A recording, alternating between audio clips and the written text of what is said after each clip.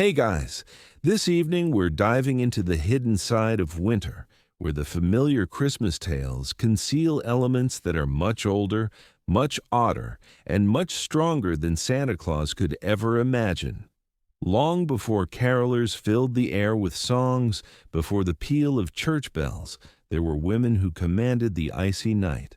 Women with noses like iron and feet resembling those of geese. Women who soared through blizzards in wooden mortars. Women who might grant you a bountiful crop or slice your stomach open and stuff it with rocks. Back then, they weren't known as witches. They were seen as goddesses. And this evening, you'll get to know them, from a time before the world labeled them as villains. So, as we prepare to enter this timeless winter scene, I'd appreciate it if you could spread the word to others who might find it useful tonight. If you're liking what you hear, feel free to tap that subscribe button. It makes a real difference. And perhaps if you're up for it, give it a like or add a comment about your current location while listening. Are you cozied up in bed in California or gazing at snow in Michigan? No matter where, I'd love to hear. For now, lower those lights. Allow the space to slip into that ideal snug dimness, and let's venture together into a winter that predated any written records. Shut your eyes briefly and picture this. It's the height of winter in the highlands of old Europe. It could be in what's now Austria or Switzerland or the dense woods that later formed Germany. The exact year isn't relevant since this precedes our modern calendar system. Before Christianity spread, before Rome's collapse, before maps had borders or weekdays had names, the snow lies thick, so thick the settlement is almost engulfed. The sun hardly climbs over the horizon, giving just a handful of dim, pale hours before night engulfs all once more. And in that night, folks cluster near fires that feel too weak, too delicate against the immense chill closing in from every direction. They're frightened. Not by wolves, although wolves prowl nearby. Not by hunger, though supplies are dwindling. They're scared of her. The one who strides across realms, the one who arrives on the breeze and checks if you've upheld your vows. If your home is tidy, if you've turned all your flax into yarn as you promised, if you've respected the ancient customs. Her name, among several, is Berchta, or at times Holle or Perchta in certain tongues, though that version emerges later, altered by years and dread into something sharper. But in these early days, she is Berchta, and the name signifies the luminous one, the radiant one, which seems odd, doesn't it? Since when we picture witches, particularly those tied to Christmas, we envision gloom, silhouettes, bent noses, and pots simmering with awful brews.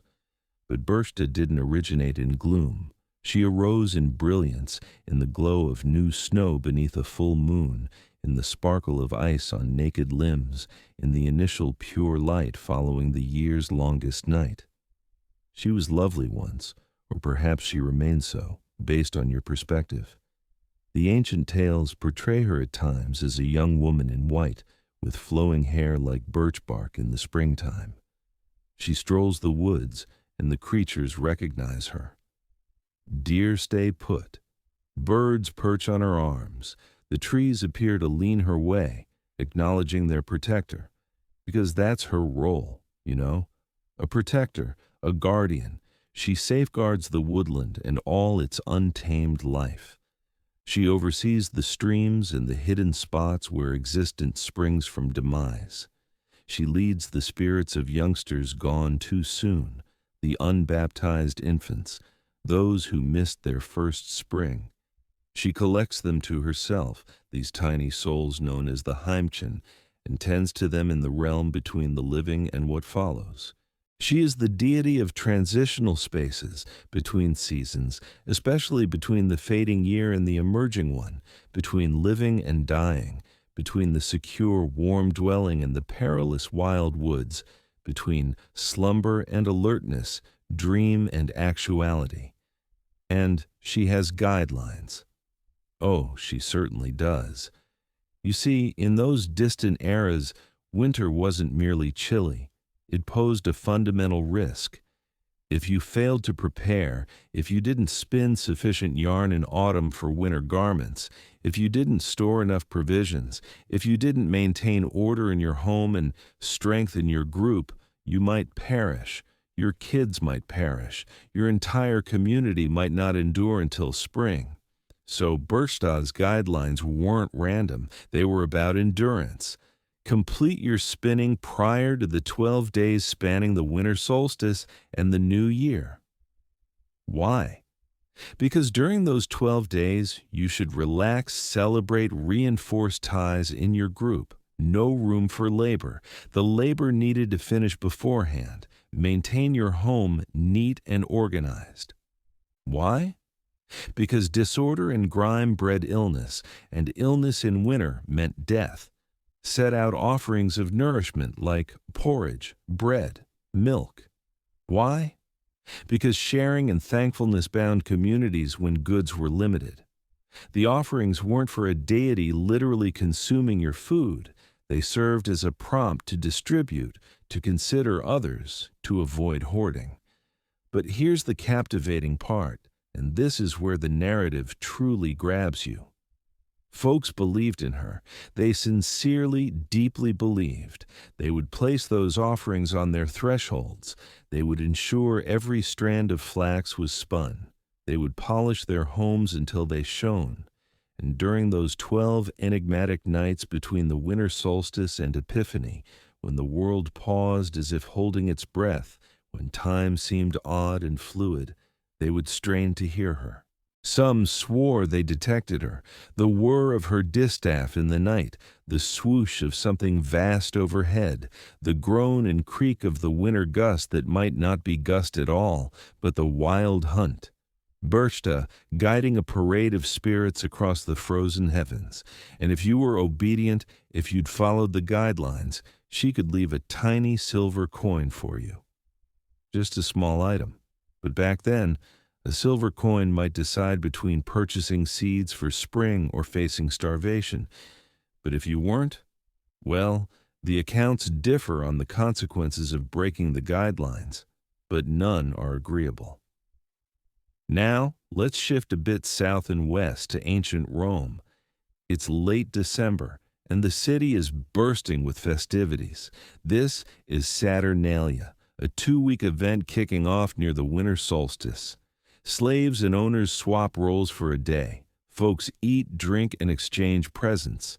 There's betting in the streets, and all wear these vibrant pointed caps. And you know, it rings a bell, doesn't it? But here's the detail that ties into our tale. Toward the close of Saturnalia, as the new year neared, folks would ascend the Capitoline Hill to Juno's temple. And there they'd encounter an elderly woman, a seer, a fortune-teller. They'd offer her gifts, food, wine, modest tributes, and she'd foresee their coming year. She'd reveal if they'd enjoy plentiful harvests, strong offspring, wealth. She'd gaze into whatever enigmas old women in holy sites can gaze into. And she'd disclose what the new year brought. Her name is forgotten now, but she was real. We have accounts of this custom, and isn't it curious that a millennium later in Italy, an old woman who flies on a broom and delivers gifts to kids on Epiphany night, La Befana, might echo this ancient Roman practice. Names evolve, details alter, but the prototype endures. The elderly woman who knows, who perceives, who recalls. In ancient Greece, they revered Hecate, the goddess of crossroads and sorcery, with tributes at three-way junctions. In Celtic areas, the Cailleach, the sacred hag, governed the weather and seasonal cycles, ushering in winter with her staff. In Scandinavia, Frigga, Odin's spouse, was linked to spinning and household insight, and shared that focus on finished fabric work that Berchta later gained fame for. Are these all one goddess, varied aspects of the same primordial insight? Experts debate it, but what's evident is this: throughout Europe, across diverse cultures, languages, and customs, folks grasped that winter held might, and they embodied that might as a woman, typically an elderly woman, usually one connected to spinning, to thresholds, to the sort of insight that stems from enduring many winters and knowing what's required to endure the next. These weren't gentle, sweet fairy godmothers. They were elemental powers. They could be benevolent or harsh, based on if you respected the natural laws of endurance and group harmony. Archaeological finds in the alpine areas have uncovered proof of this veneration. Small shrines, food tributes arranged in particular designs, spinning implements buried ritually, the tangible remains of a faith that viewed the divine in the season's shift and the onset of winter gloom. And the followers of these goddesses weren't backward or silly.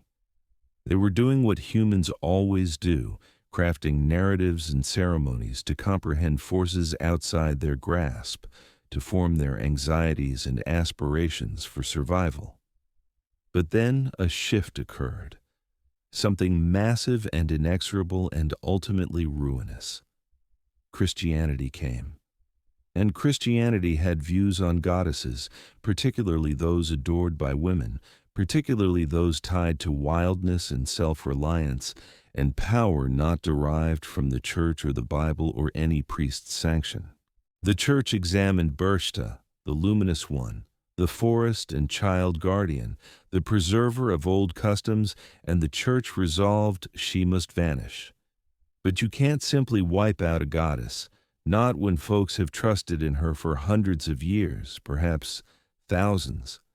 Not when their grandmothers and great-grandmothers set out tributes for her, not when her rituals are threaded into the essence of winter survival. So the church did something different, something more sly and frankly more successful. They converted her into a fiend. They retained the name or a variant. They kept the season. They preserved some guidelines, but they distorted all. They made her grotesque where she'd been lovely, horrifying where she'd been strict but equitable. They took a goddess of radiance and equilibrium and reshaped her into a horror. Berchta became Perchta, the radiant one became the gut cutter, and the narratives shifted. Now she didn't deposit silver coins for the compliant. Now she might still do so. But that's not what the narrative stressed anymore. The narrative stressed what she did to the non-compliant, how she would sneak into your home during those 12 nights, how she would cut your belly with a lengthy blade, how she would extract your innards and cram the space with straw and stones and refuse, then stitch you up and abandon you for your kin to discover come morning. The narrative stressed the kids she would abduct, cramming them into a bag, their legs sticking out the top as a caution to others. These narratives stressed her misshapen foot, at times a goosefoot signifying her as a changer of forms, something not wholly human, or her iron nose keen as a bird's beak, or her tattered garments and frightful look. They ensured folks were terrified, not reverently watchful, the way you might be watchful of nature's mighty force, but terrified, panic-stricken. The sort of terror that fosters obedience, and here's the harshest aspect. They made it about idleness, about household shortcomings, about failing as a housekeeper or spinner or dutiful spouse and child. Where Berchta's guidelines had concerned group endurance, Perchta's guidelines became about regulating women's conduct, about keeping them worn out with home duties, about arming men and clergy with a tool. Better complete that spinning or Perchta will come for you. The goddess who had shielded women, who'd provided them a strong figure to relate to, who had declared, "Your labor counts, your home skills are holy, winter endurance relies on you," was twisted into a bludgeon to strike them with, and the most sorrowful part, it succeeded. But we're jumping ahead. It's a tale for further along in our path, the tale of how the church fought a centuries-long battle against these winter women, how they converted adoration into horror, how they took the burning times in witch trials and tens of thousands of deaths, and ensured that by the end, folks had nearly forgotten there were ever goddesses at all. Only fiends, only witches. But tonight, at this moment, I want you to recall something. Before the terror, before the oppression, before the church concluded that powerful women, even legendary ones, were too risky to exist, there was radiance, there was luminosity. There was a figure who traversed realms and grasped the secrets of endurance, who gathered lost youngsters to her heart and led souls safely onward, who requested only that you fulfill your labor, uphold your vows, and respect the season's turn. There was a goddess, and her name meant bright, shining, the one who lights the gloom.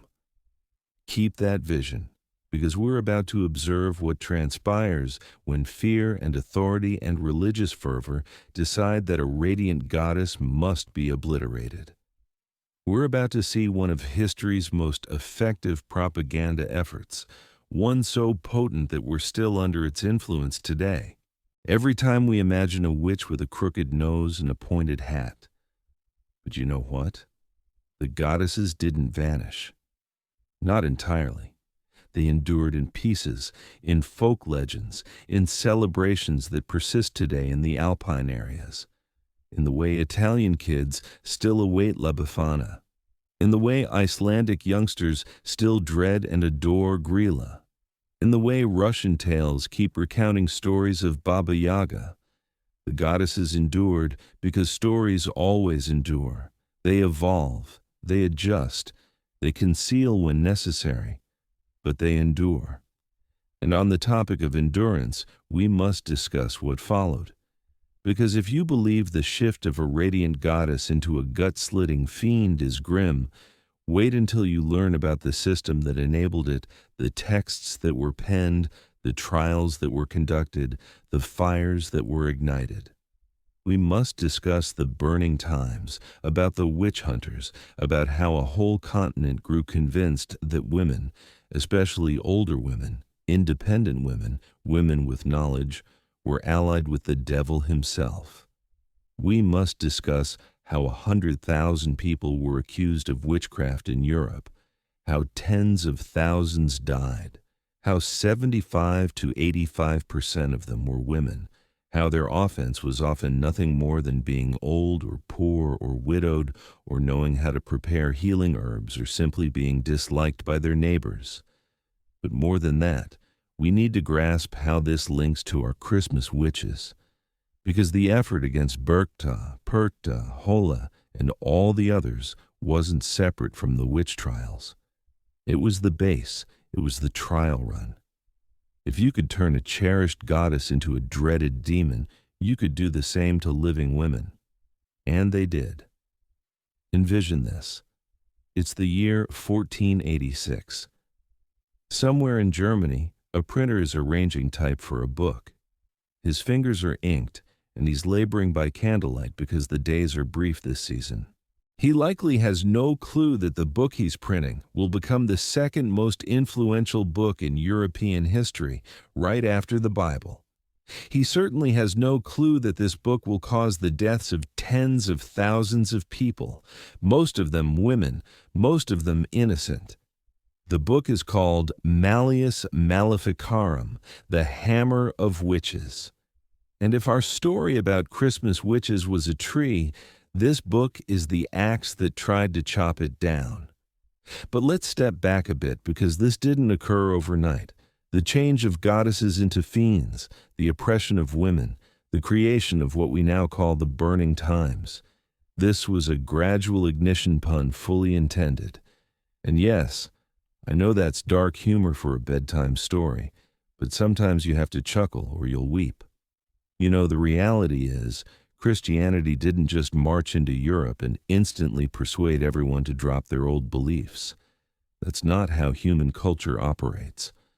When Christianity first expanded through the Roman Empire and then into the Germanic and Celtic territories, it met thousands of years of entrenched tradition. Local gods and goddesses, sacred groves, holy wells, festivals linked to the farming calendar. And initially, the church was quite clever about it. They didn't say, cease everything you're doing. They said, continue what you're doing, but let's adjust it slightly. This is called syncretism, and it's intriguing. Winter solstice events became Christmas. Spring fertility rites became Easter. Local gods were rebranded as saints, sometimes retaining the same feast days and all. That sacred well where people had left offerings to a water goddess for centuries. Now it's St. Bridget's well, same offerings, different label. For a time, this functioned fairly well. The old goddesses like Berchta or Holle, they became vague, less formally venerated, more like folklore. Grandmothers still shared stories about them. People still left out offerings during the 12 nights just in case, but it wasn't precisely worship anymore. It was custom, superstition, cultural habit. The church could have left it there, could have just allowed these figures to fade softly into fairy tales. But the church, and this is key, the church had an issue. A mounting, persistent, increasingly alarmed issue. The church was entirely run by men, supposedly celibate men, who had forsaken women and family and all worldly joys. And yet, everywhere they looked, women had power. Not usually political power, but spiritual power, cultural power, the power of the midwife who delivered babies, the power of the healer who knew herbs to reduce fever or ease pain, the power of the wise woman who recalled the old stories and the old ways. And this is vital. Women had a direct connection to the divine through figures like Berchta, Holle, and all their counterparts. Women could leave an offering and seek a blessing without a priest. Women had their own spiritual traditions unrelated to the church. Can you fathom how menacing that was to an organization built wholly on the notion that God speaks only through official channels, specifically male priests in a hierarchical setup? So the church began to resist, slowly at first, then with growing force. In the 12th century, we start seeing church papers denouncing the worship of Domina Perchta Lady Perchta. They charged believers with adoring her instead of the Virgin Mary, which is noteworthy, right? They didn't say stop believing in false gods. They said, you're adoring her instead of the right her. It was a rivalry between female divine figures for women's loyalty. By the 13th century, the medieval Inquisition was fully active, ostensibly pursuing heretics. But observe what kinds of heresies were pursued. Beliefs about women possessing spiritual authority. Beliefs about the natural world being sacred on its own, not merely as God's creation. Beliefs about magic, which truly meant knowledge the church didn't control. Then, the 14th century arrived, and things worsened. In 1348, the Black Death reached Europe. Within 5 years, it killed between 30 and 60% of Europe's people. Picture that. Picture half the folks you know dying in torment and no one grasping why or how to halt it. People were frantic for explanations, frantic for a culprit, and when people are frantic and terrified, they don't tend to reason well. The church declared, this is God's punishment. This is what occurs when people deviate from the faith, when they cling to old beliefs, when they deal with demons, and slowly, unavoidably, the old goddesses got ensnared in the fray. By the 15th century, Berchta wasn't merely a folk custom anymore. She was proof of demonic sway. The term Perchtin, which got linked to her name, literally means frightening monsters. The luminous goddess became Perchta, head of the Perchtin, a swarm of demons. Church leaders preached against her, composed alerts about her. And in 1468, in a document called the Thesaurus Pauperum, which sounds elegant but basically means treasury for the poor, the cult of Berchta was formally banned. Ponder that briefly. Banned, leaving offerings to a figure your grandmother and her grandmother had left offerings for. Now, that's unlawful. That's associating with demons. That could land you in grave trouble. But here's what's both ingenious and malevolent about what the church did. They didn't just obliterate Berchta, they remade her. They kept her in the stories, but they altered what she signified. She still appeared during the 12 nights of Christmas. She still concerned herself with whether your house was clean and your spinning was complete. But now, instead of a goddess enforcing rules that aided communities to survive, she was a demon punishing people for the church's gain. All those rules about household order and finished work. Now, they weren't about winter survival. They were about women being submissive, about women remaining in their role, exhausted, overworked, fearful.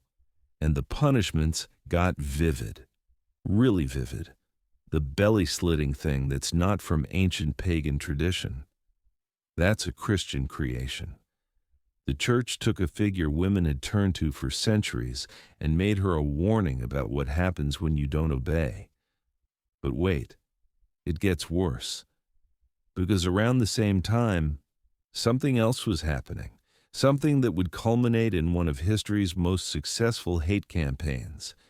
In 1486, that book I mentioned earlier, Malleus Maleficarum, was published by a German inquisitor named Heinrich Kramer. And honestly, it's one of the most disturbing books ever written.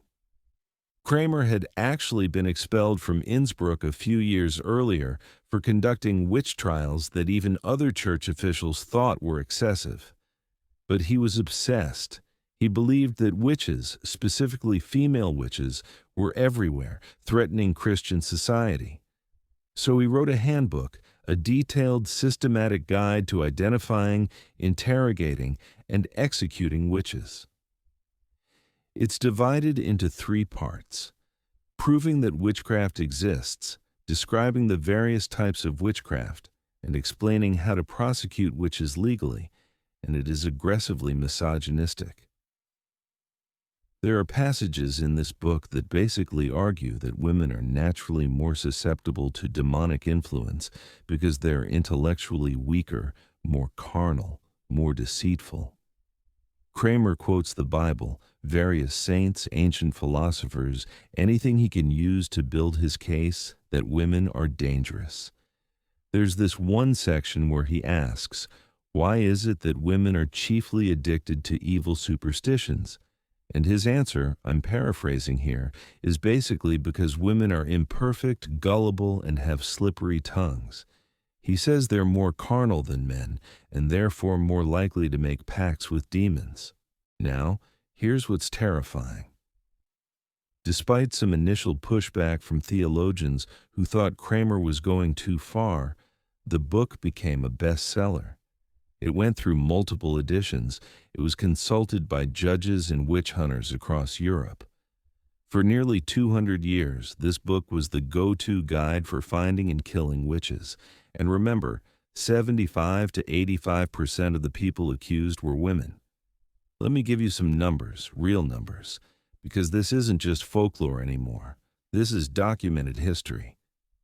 In Germany alone, during what historians call the Burning Times, roughly 1450 to 1750, approximately 100,000 people were accused of witchcraft. Conservative estimates say 40,000 to 60,000 were executed. Some scholars put the death toll even higher. Germany was the epicenter.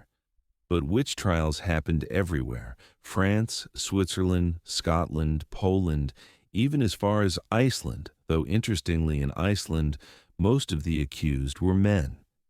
But in most of Europe, overwhelmingly women, and not just any women, older women, women over 40, women who had never married or had children, widows, women who knew things, midwifery, herbalism, traditional healing. Let me tell you about one place in particular because the numbers here are just staggering. St. Maximin, It's a small village in Germany. In 1572, it had a population of about 2,200 people. Nice little community. Probably everyone knew everyone else. And over the next 2 decades, just 20 years, 500 people from this village were burned alive for witchcraft. 500 people out of 2,200. That's nearly 1 in 4. Can you imagine? Can you imagine living in a place where a quarter of your neighbors were executed for witchcraft? Where anyone could accuse anyone, and suddenly you're on trial for your life. This happened during a period of intense religious conflict. Germany and Switzerland were being torn apart by the Protestant Reformation and the Catholic Counter-Reformation. Catholics and Protestants were literally going to war over theology. And both sides agreed on one thing. Witches were real and they needed to be eliminated. Martin Luther. Yes, that Martin Luther, the great reformer, endorsed the execution of accused witches. John Calvin, another influential Protestant leader, urged officials to eliminate the race of witches. Not to be outdone, Catholic leaders orchestrated massacres, which then pressured Protestant authorities to intensify their witch hunts to prove they were just as godly. Back and forth. A horrifying arms race of persecution. And here's what connects all of this back to our Christmas witches. The Malleus Maleficarum and the witch trial literature that followed are full of references to Perchta Holle and their demonic entourages. These figures were used as evidence that women who followed old traditions were literally in league with the devil. Court records from Austria and southern Germany describe women confessing, usually under torture. It's worth noting to riding with Perchta during the wild hunt to attending gatherings where Perchta presided to making offerings to her. These confessions were then used to justify execution. The goddess had become a weapon, a tool for destroying women who were inconvenient or independent, or simply unlucky enough to be accused. Now, I want to pause here and ask you something. If you're still listening, and I hope you are, even though this part of the story is heavy, think about this. How do you erase a goddess? How do you take a figure that's been woven into culture for potentially thousands of years and just delete her? You don't, because you can't. Belief doesn't work that way. What you can do is reframe her, recontextualize her, make people afraid to even speak her name. Make the story so dark and terrifying that parents stop telling them to children. Make the penalties for believing so severe that people learn to keep their mouth shut. And you do it slowly, over generations. You let the fear accumulate. You let the stories change bit by bit until nobody quite remembers what the original stories were. The church had time. It had institutional power. It had literacy and documentation. While most people relied on oral tradition, the church could write down its version of events, and that's the version that survived in official records. But you know what? The people fought back, not with armies or manifestos, but with stubbornness, with grandmothers whispering to granddaughters, with continuing to leave offerings even when it was illegal, with keeping the festivals alive, even if they had to pretend they were Christian holidays.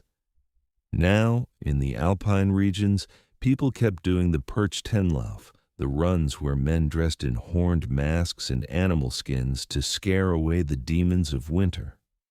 The church tried to suppress these repeatedly in the 17th and 18th centuries. It didn't work. The festivals just went underground for a while, then came back. Because people need these stories. We need ways to process the darkness of winter. We need traditions that connect us to our ancestors. We need figures that embody the wild, untamable forces of nature. You can't kill that with laws and burnings. You can suppress it, twist it, drive it into hiding, but you can't kill it. And that's why even after centuries of persecution, even after tens of thousands of deaths, even after the church did everything in its power to erase these winter women, they're still here. We're still talking about them. Their stories survived. Berchta became Perchta. Yes, the bright goddess became the belly slitter. But she didn't disappear. She evolved. She adapted. She became something that could survive in a world hostile to her existence. And she's not alone. All across Europe, in every region that had a winter goddess or a Christmas witch, the same pattern emerged: suppress, transform, demonize, but never quite eliminate. In Italy, La Befana kept visiting children. In Iceland, Gryla kept snatching naughty kids. In the Slavic lands, Baba Yaga kept flying through the forest in her mortar. Different names, different details, but the archetype persisted, because the archetype is true. Not literally true, but true in the way that myths are true. True to something in the human experience. True to the power of winter, the necessity of preparation, the wisdom that comes with age, the authority that women once held in spiritual matters. The church could rewrite the stories. It couldn't rewrite what made people need those stories in the first place. But I'm getting philosophical, and you're probably getting sleepy, which is good. This is a bedtime story after all.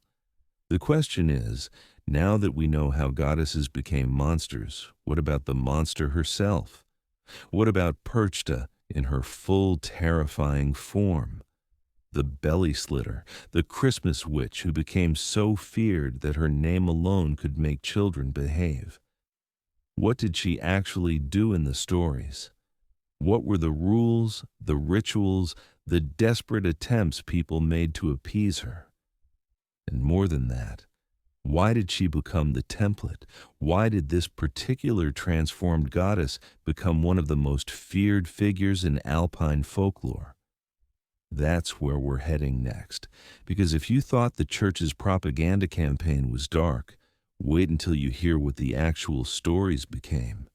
Wait until you hear about the iron nose and the goose foot and the sack full of crying children.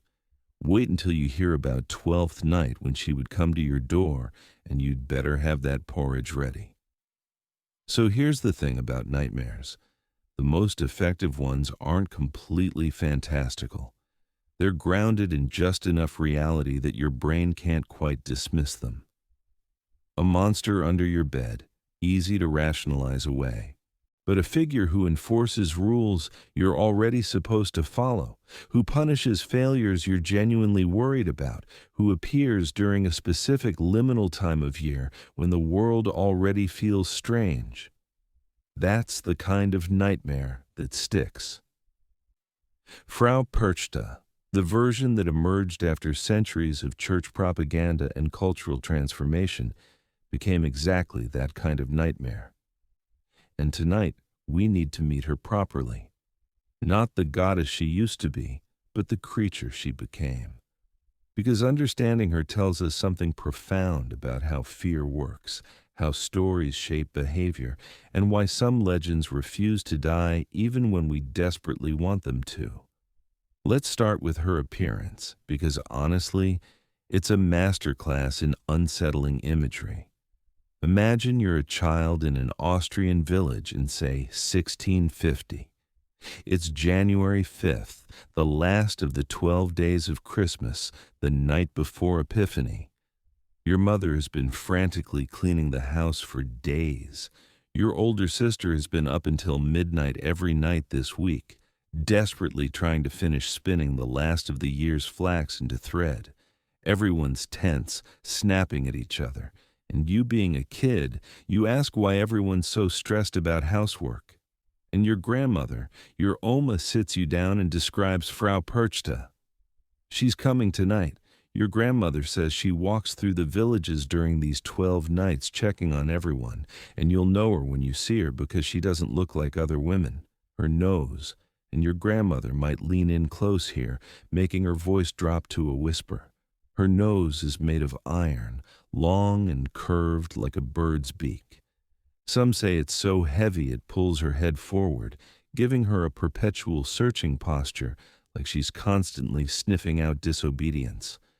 Her feet here, your grandmother might glance down at your own small feet. One of them isn't quite right. It's splayed, webbed like a goose's foot.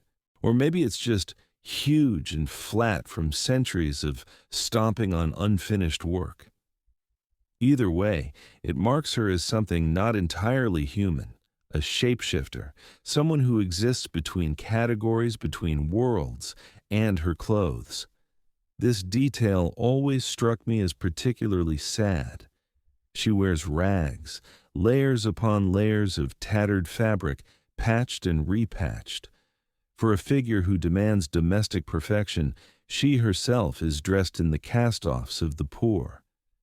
It's almost like she's a mirror of the women she terrorizes, overworked, worn out, reduced to scraps. But don't let the ragged appearance fool you, because hidden somewhere in those clothes is a knife, a long, wicked blade that she keeps sharp for her special task. Now, would you like to know what that task is? This is where your grandmother would pause, maybe look toward the door, as if checking that it's properly latched. Then she'd tell you about the belly slitting. If Frau Perchta found that your family hadn't finished their work, if there was still flax left unspun on the distaff, if the house was dirty, if the children had been lazy or disobedient, she would creep into your house while everyone slept. She would approach the bed of the offending person, and then with her long knife, she would slice open their belly. Here's where it gets truly macabre. She wouldn't just kill them. Death would be too simple, too merciful. No, she would reach inside and pull out their stomach and intestines, all the soft, vulnerable organs, and then she would replace them with straw and rocks and garbage, whatever detritus was lying around. Then she'd sew them back up with coarse thread, like mending a torn sack. Some versions say the victim would wake up during this process, unable to scream, forced to watch. Other versions say they'd only discover what had been done when they woke up in agony, their belly distended and heavy with stones. Can you imagine being told this story as a child? Can you imagine the nightmares? But wait, it gets worse. Because Frau Perchta didn't just come for lazy adults. She had a special interest in children, particularly children who lied. If she discovered a child who'd been dishonest, she would take out pieces of glass, sharp, glittering fragments, and she would scrape out their eyes, just methodically remove their ability to see as punishment for not seeing the truth clearly themselves. And for the truly terrible children, the ones who are not just lazy but actively bad, she carried a sack, a large coarse sack that she wore on her back. She would stuff these children inside, their legs sometimes dangling out over the top as a warning to others. Where she took them, the stories don't always say.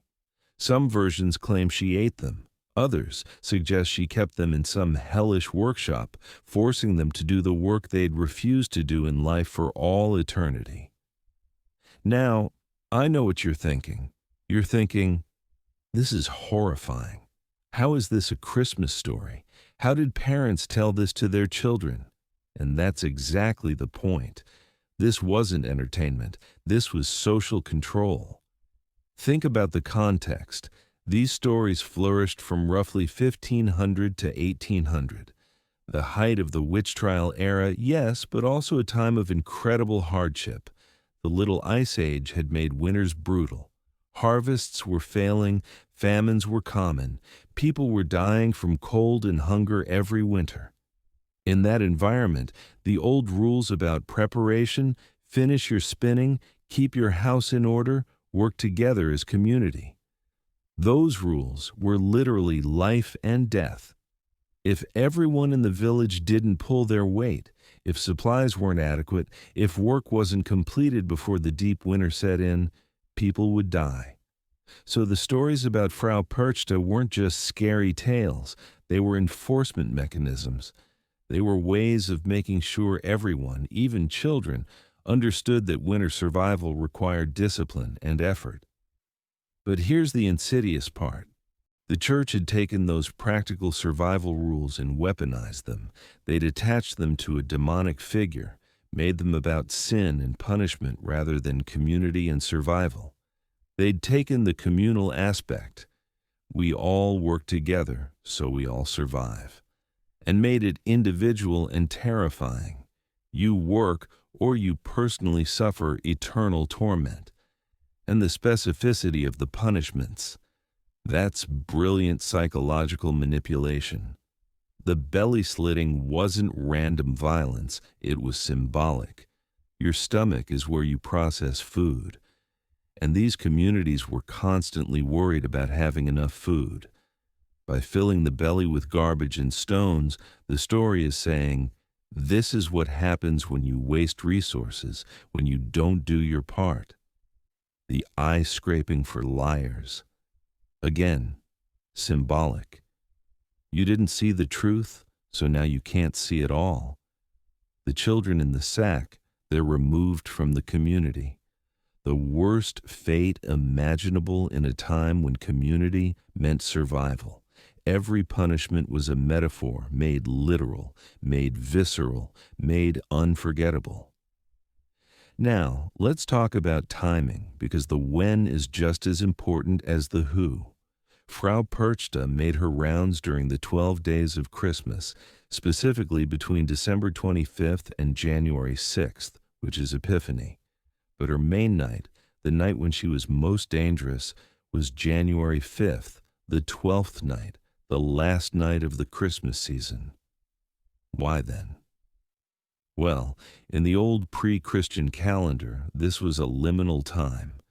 The winter solstice had passed, meaning the days were technically getting longer, but you couldn't tell yet. It was still dark, still cold, still deadly. The old year was ending, the new year beginning, but you were stuck in this weird, in-between space. Ancient peoples across Europe considered these 12 nights to be somehow outside normal time. The veil between worlds was thin.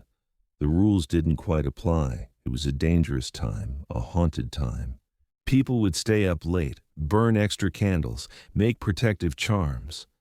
The Church, in its infinite wisdom, decided to claim this period, make it Christmas, the celebration of Christ's birth. But they couldn't completely erase the older associations with danger and otherworldliness.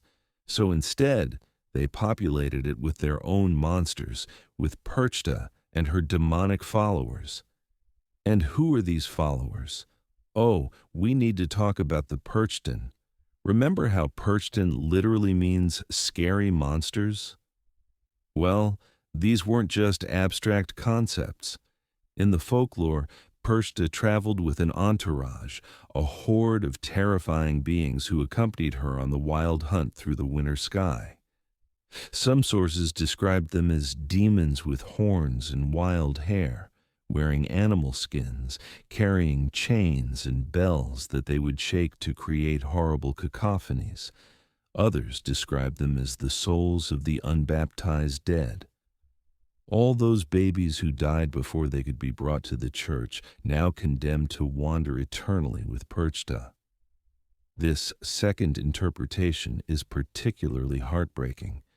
Remember, Berchta, in her original form, was supposed to care for these lost children to protect them. The church turned that into something nightmarish. Yes, she's with the dead children, but now they're demons. Now they're threats. Even the protective aspects of the goddess had been corrupted. On certain nights, particularly the 3 Thursdays before Christmas, known as Bercht nights or knocking nights, people claimed they could hear the wild hunt passing overhead, the sound of wind and thunder roaring through the mountains, bells clanging, chains rattling, the screams of captured souls. If you heard this noise, you were supposed to stay inside, shut all the windows, don't look out, because if Perchta or her followers saw you watching, they might decide to take you with them. Can you imagine? You're lying in bed. It's the middle of winter. pitch dark outside, and you hear this terrible noise. Wind maybe, or maybe not. And you're supposed to just lie there perfectly still, hoping it passes you by. That's horror movie material right there. But here's what's fascinating. People fought back. Not against Perchta herself. You didn't fight a demon goddess. That would be suicide. But against the fear she represented.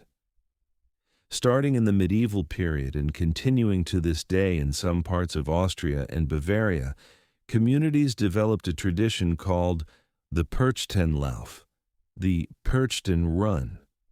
Men would dress up in elaborate costumes, horned masks, animal furs carrying bells and chains, and they would parade through the village making noise and chaos.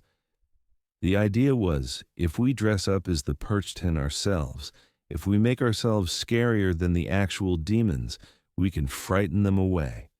Fight fire with fire. Meet terror with terror. There were two types of Perchten in these processions.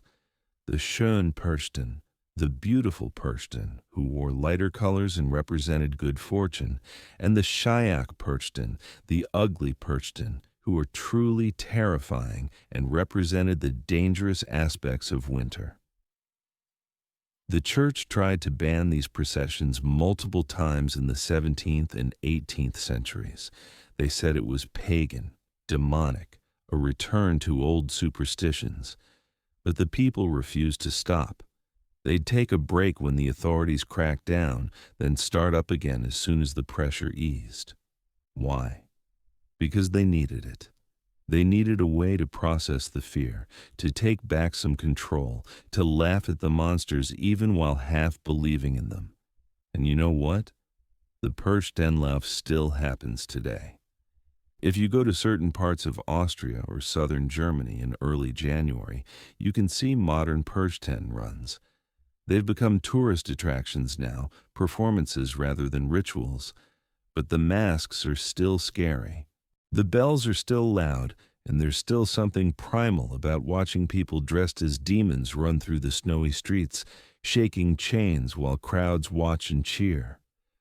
The tradition survived everything. Church persecution, modern rationalism, centuries of change. It survived because people need ways to acknowledge and confront their fears, even if the fear is now more metaphorical than literal. But let me ask you something. Do you think people really believed in Frau Perchta? Like, genuinely believed that a woman with an iron nose and a knife would literally enter their homes and perform surgery with garbage? Or was it something more complex? A kind of willing suspension of disbelief, a way of taking abstract anxieties about winter, about survival, about community cohesion, and giving them a face. I think it was probably both. I think adults probably had a more metaphorical understanding, while children took it literally and were genuinely terrified.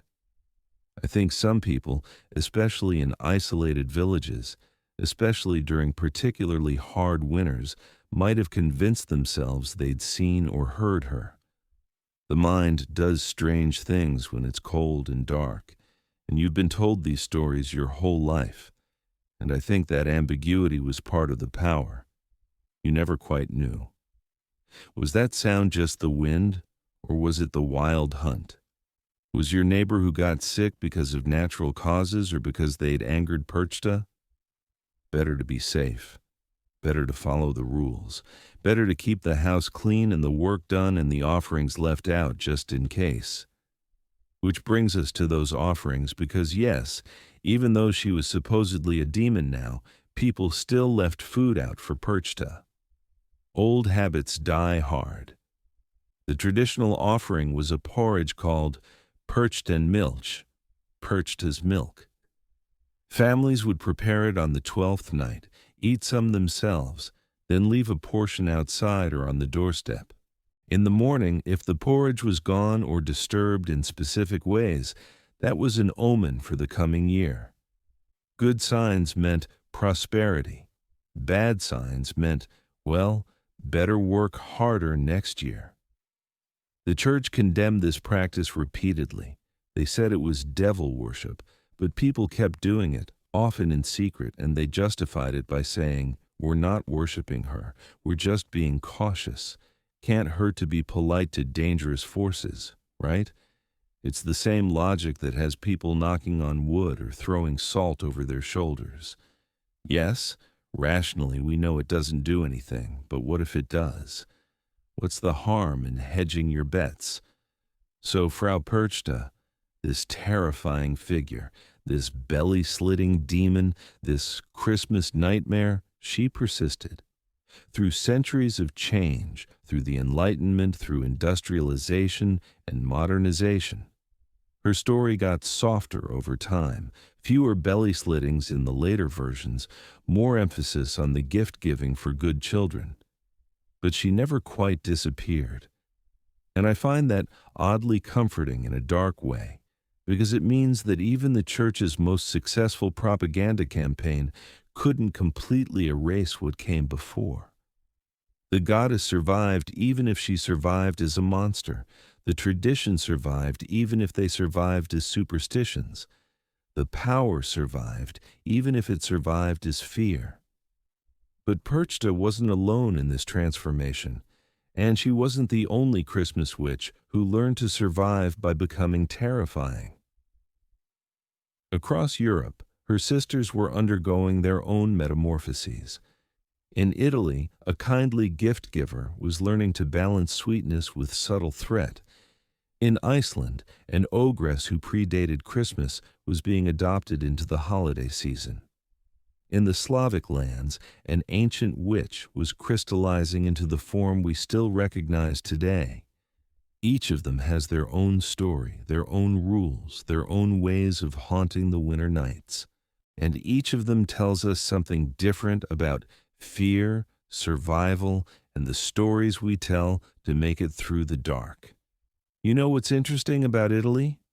While the rest of Europe was busy turning their winter goddesses into belly-slitting nightmares, Italy looked at the same archetype and said, "Hey, what if we made her nice?"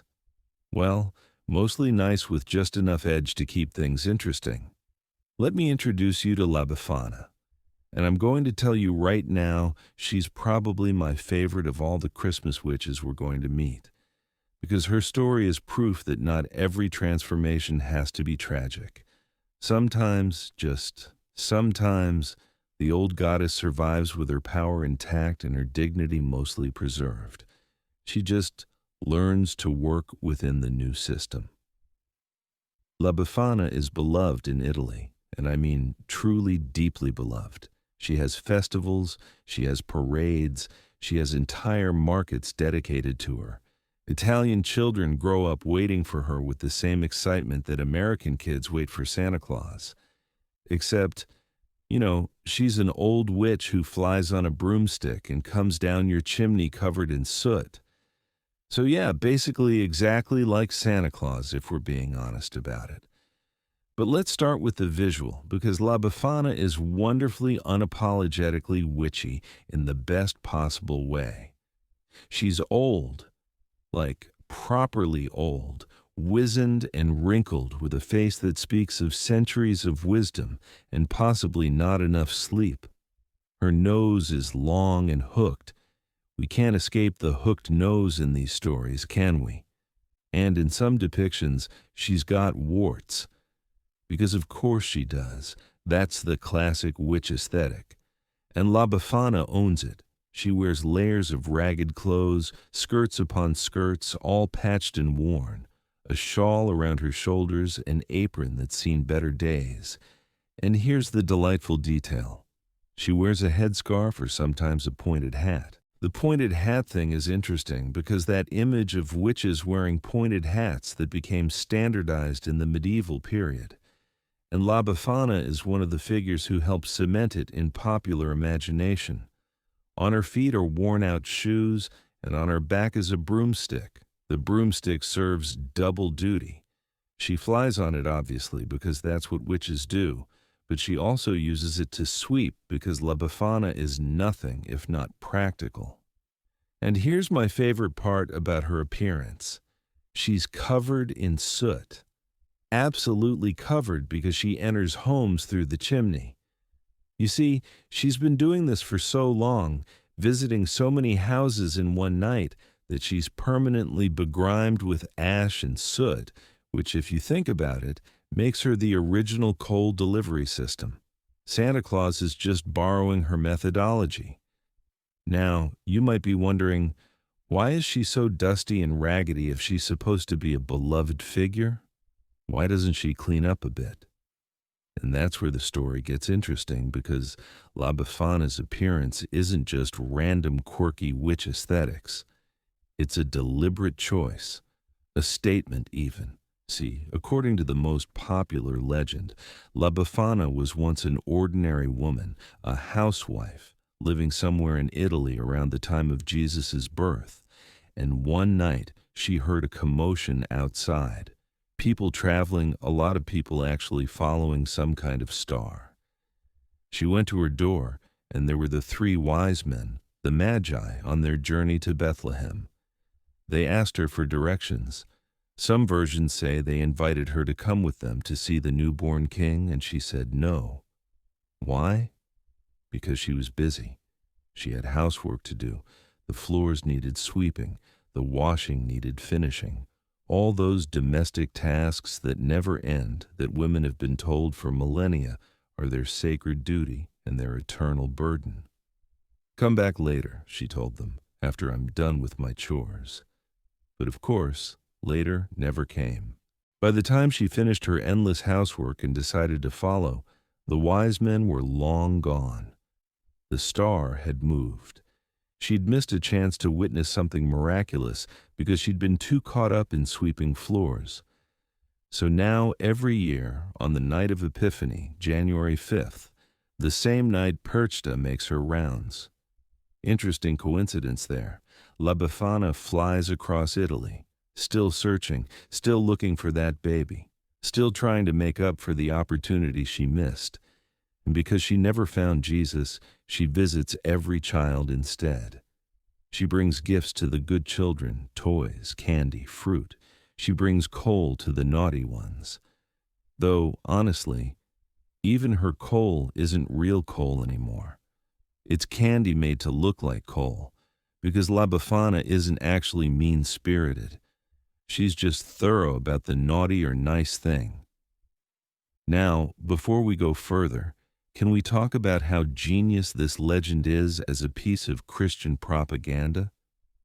Think about it.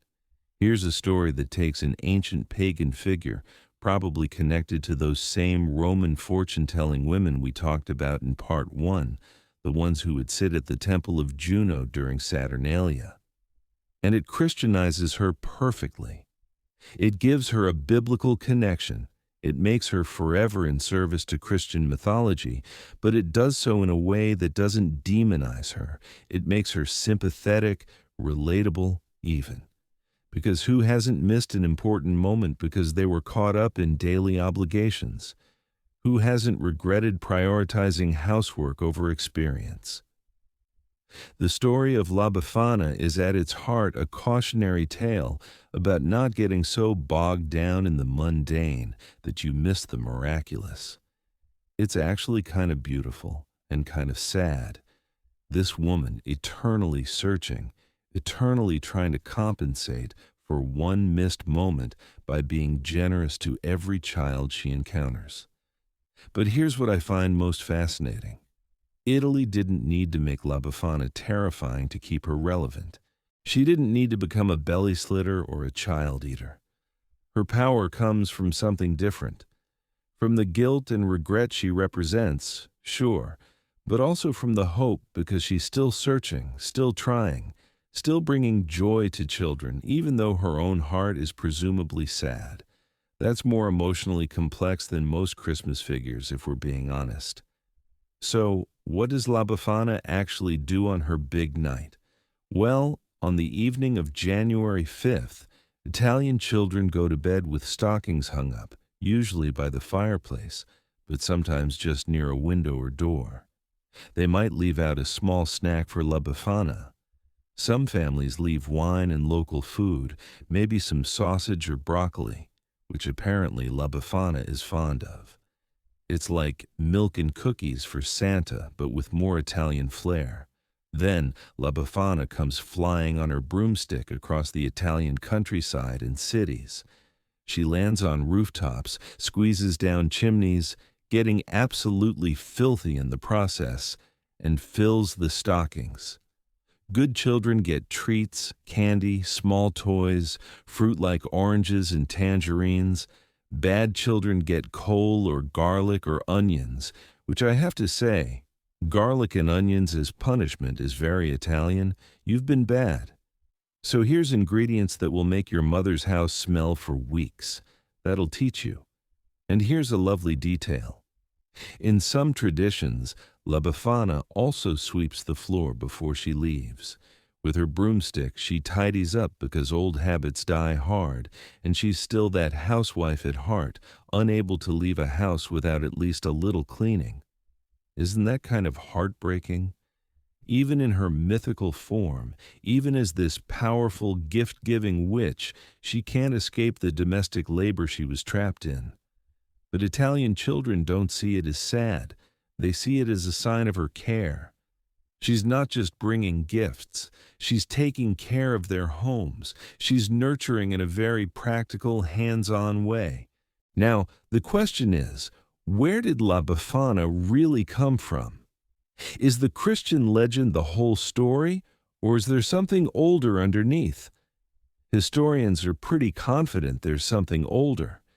That connection to Saturnalia and the Roman fortune tellers is well documented, but there's also possibly a link to a Roman goddess named Strenua or Strenia, who was associated with the new year and well-being. Strenia had a shrine on the Via Sacra, the main street of ancient Rome that led to Capitoline Hill. And here's where it gets interesting. The word for gifts in Latin was strenae, directly derived from this goddess's name.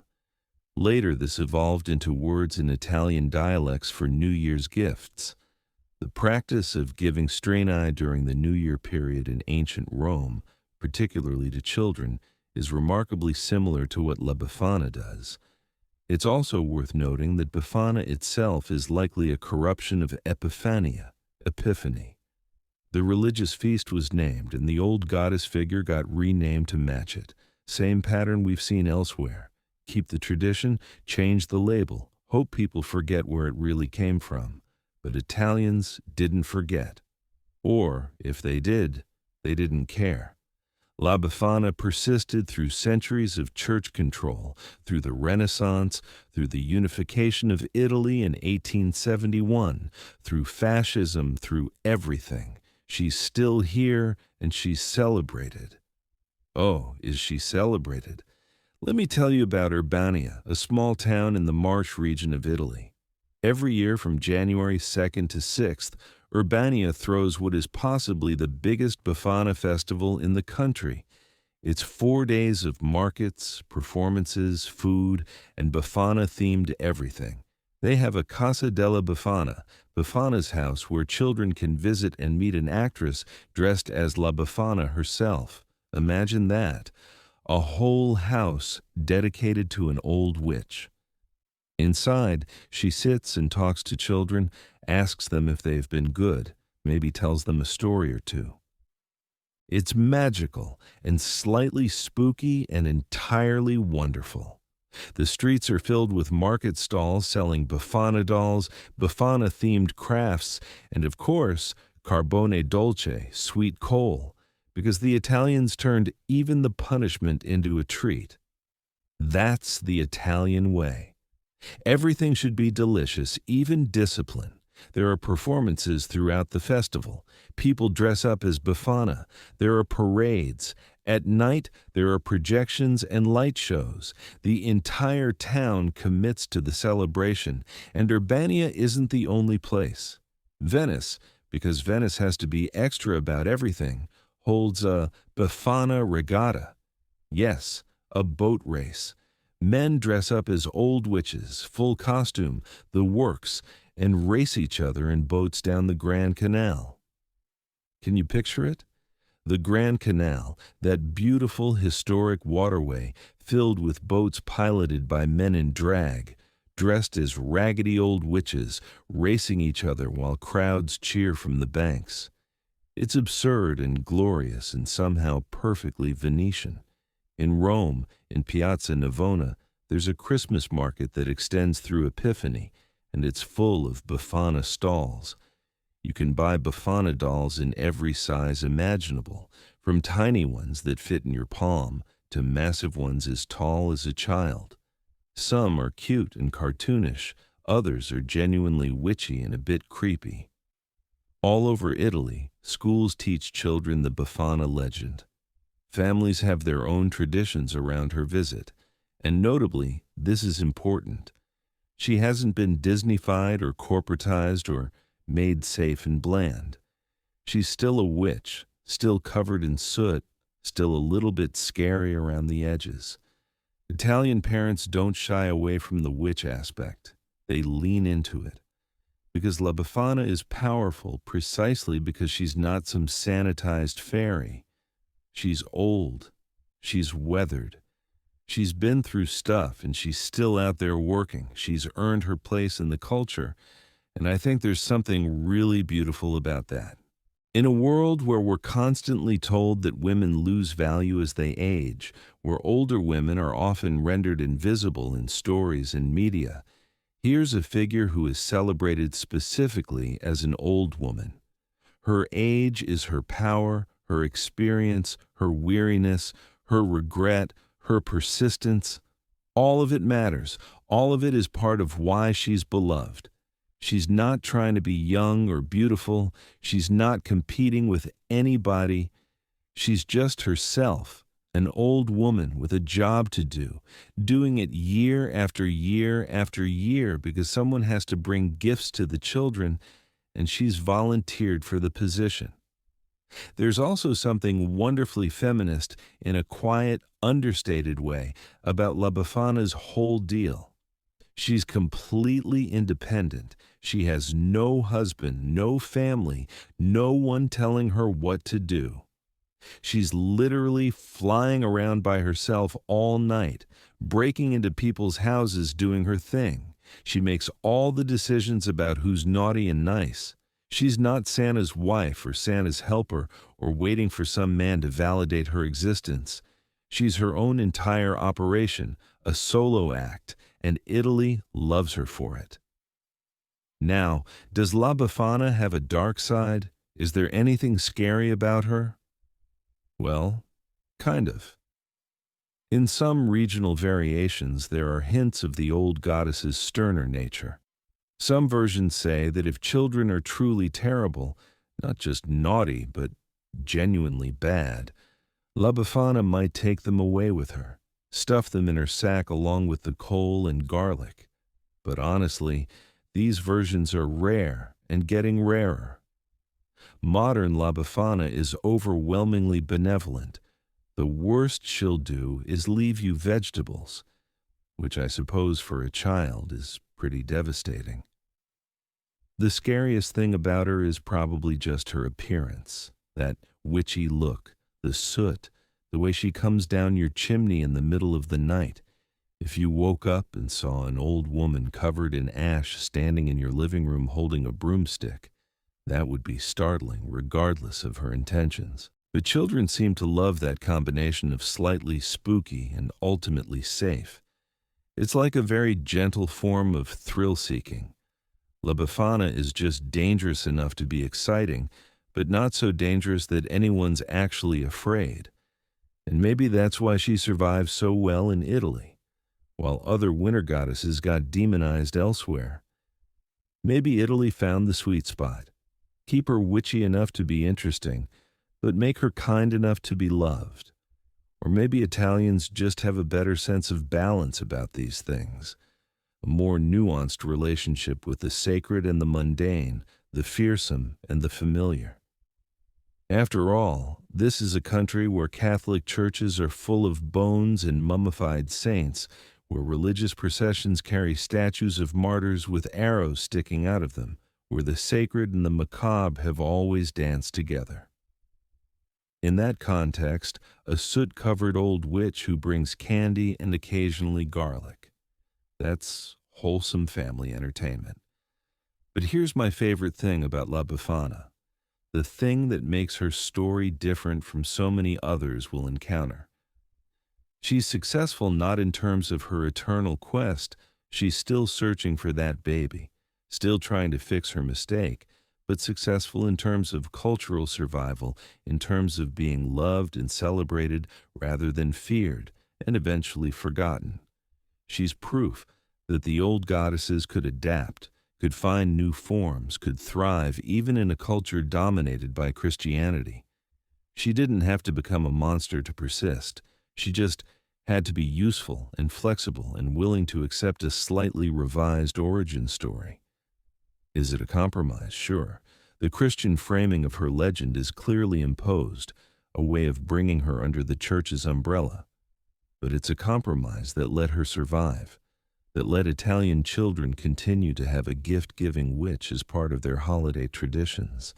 That let old women see themselves represented in a beloved cultural figure. Sometimes compromise isn't defeat. Sometimes it's strategy. And La Befana, she's been playing the long game for over 1,000 years. While other goddesses were being erased or demonized, she was sweeping chimneys and filling stockings and making herself indispensable. You can't cancel someone who's bringing your children presents. You can try, but good luck explaining to the kids why La Befana isn't coming anymore. She's clever. Our Befana witch clever. Goddess clever. The kind of clever that looks like simplicity but is actually profound survival skill. But not every Christmas witch had La Befana's luck. Not every culture found that balance between honoring the old ways and adapting to the new order. Up north, way up in the harsh volcanic landscape of Iceland, another winter woman was emerging from ancient stories. And this one didn't compromise. This one didn't soften. This one said, "You want a monster? I'll show you a monster." And Iceland decided to keep her exactly as terrifying as she'd always been.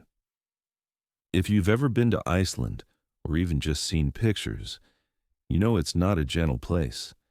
This is a land of volcanoes and glaciers existing side by side, where the earth itself can split open and bleed lava, where winter darkness lasts for months, where the wind doesn't just blow, but actively tries to push you off cliffs. It's a landscape that makes you understand on a visceral level that humans are just tenants here. Temporary guests in a world run by forces far more powerful and ancient than we'll ever be. So when Iceland needed a Christmas monster, they didn't go for anything cute or redeemable. They went for something that matched their landscape. Primal, uncompromising, absolutely terrifying. They went for Gryla. And let me tell you right now, if there was a competition for scariest Christmas figure, and honestly there should be, that would be amazing. Gryla would win, not even close. Krampus would take one look at her and run home to Austria crying for his mother. Because Gryla doesn't just punish bad children, she doesn't just threaten them or leave them cold. No. Gryla hunts them down, catches them, stuffs them in a sack, carries them back to her cave in the mountains, and makes them into stew. Yes, stew. Like actual cannibalistic child stew. She has a recipe and everything. Iceland doesn't mess around with their folklore, folks. Now, before we get into the delicious, terrible details of Gryla's culinary preferences, we need to understand where she came from. Because unlike Perchta or Befana, who are gradually absorbed into Christmas traditions, Gryla existed for centuries before she had anything to do with the holiday season. The earliest written references to Gryla appear in 13th century Icelandic sagas and poems. We're talking around 1200 AD, maybe earlier in oral tradition. And in these early mentions, she's not a Christmas figure at all. She's something far more fundamental, the personification of winter itself. One old Icelandic poem describes her coming down in the field with 15 tails. Another says, "Down comes Gryla from the outer fields with 40 tails, a bag on her back, a sword or knife in her hand. 15 tails, 40 tails." The numbers vary wildly because that's how oral tradition works, but the image is consistent. Something massive, something with too many parts, something wrong, something that shouldn't exist but does. She wasn't just scary. She was the embodiment of Iceland's harsh reality. When winter came, real winter, the kind that could kill you if you weren't prepared, that was Gryla descending from the mountains. The cold, the darkness, the threat of starvation, the isolation, all of it personified as this monstrous woman. And this is crucial to understand. In Iceland, more than almost anywhere else in Europe, the people saw themselves as guests in a hostile world. The land itself was alive, powerful, dangerous. Glaciers could shift and crush entire settlements. Volcanic eruptions could destroy farmland. The sea could swallow boats without warning. Earthquakes, avalanches, blizzards. Iceland has them all. So the idea that there were beings more powerful than humans, beings who actually controlled the landscape, that wasn't superstition. That was just acknowledging reality.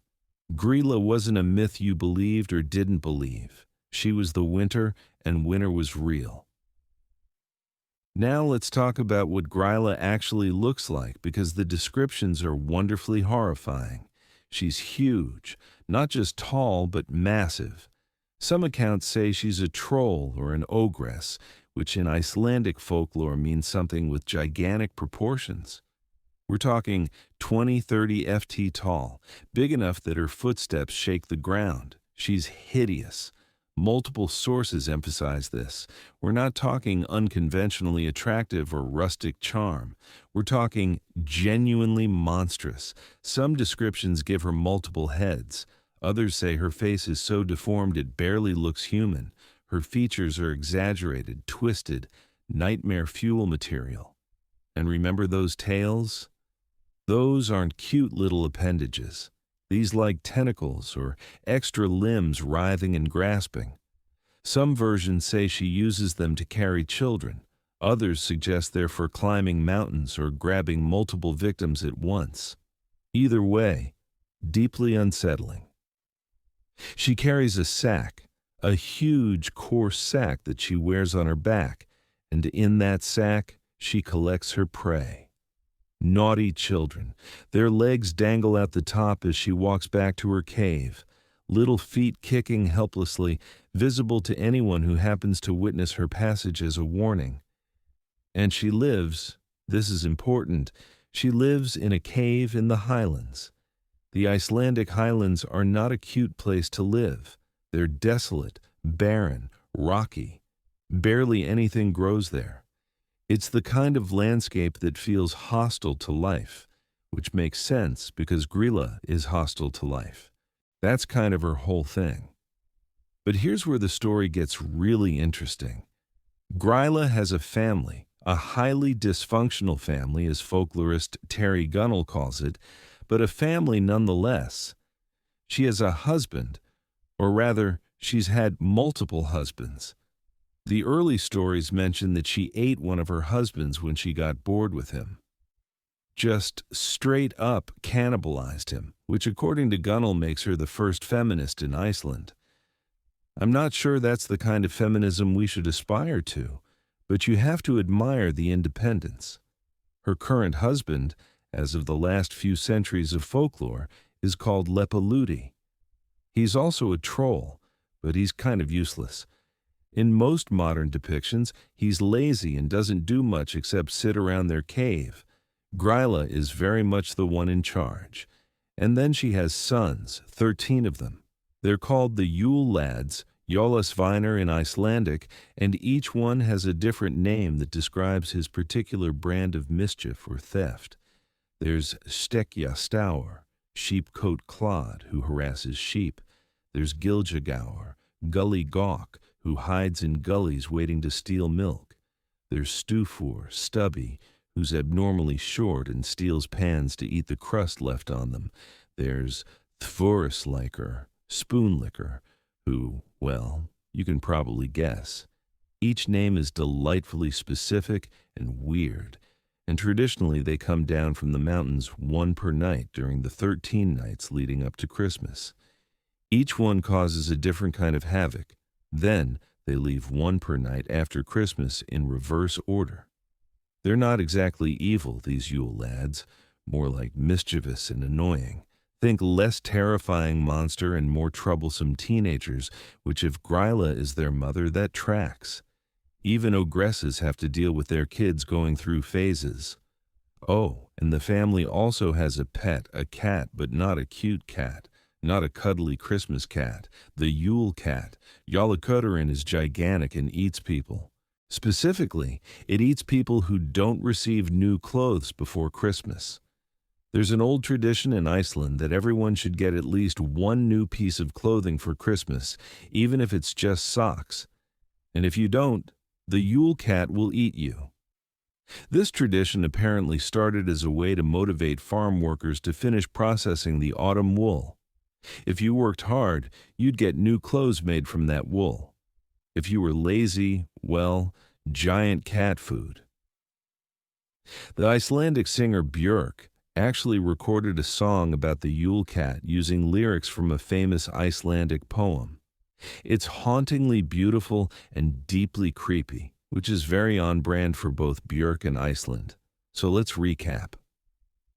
We have Gryla, the child-eating ogress, her lazy troll husband, their 13 troublemaking sons, and a giant man-eating cat. This is Iceland's Christmas family. And you know what? Icelanders love them. But here's the crucial historical detail. Gryla didn't become associated with Christmas until the 19th century. Before that, she was purely a winter figure, showing up whenever the cold came, not tied to any specific date or holiday.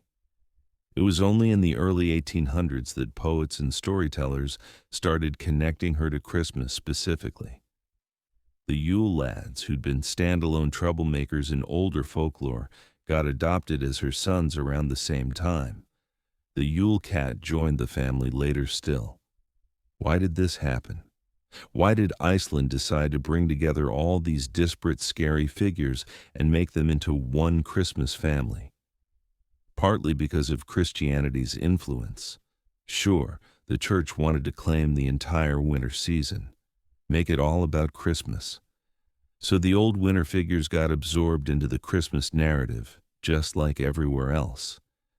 But I think there's another reason too. Iceland was colonized later than most of Europe. It was more isolated.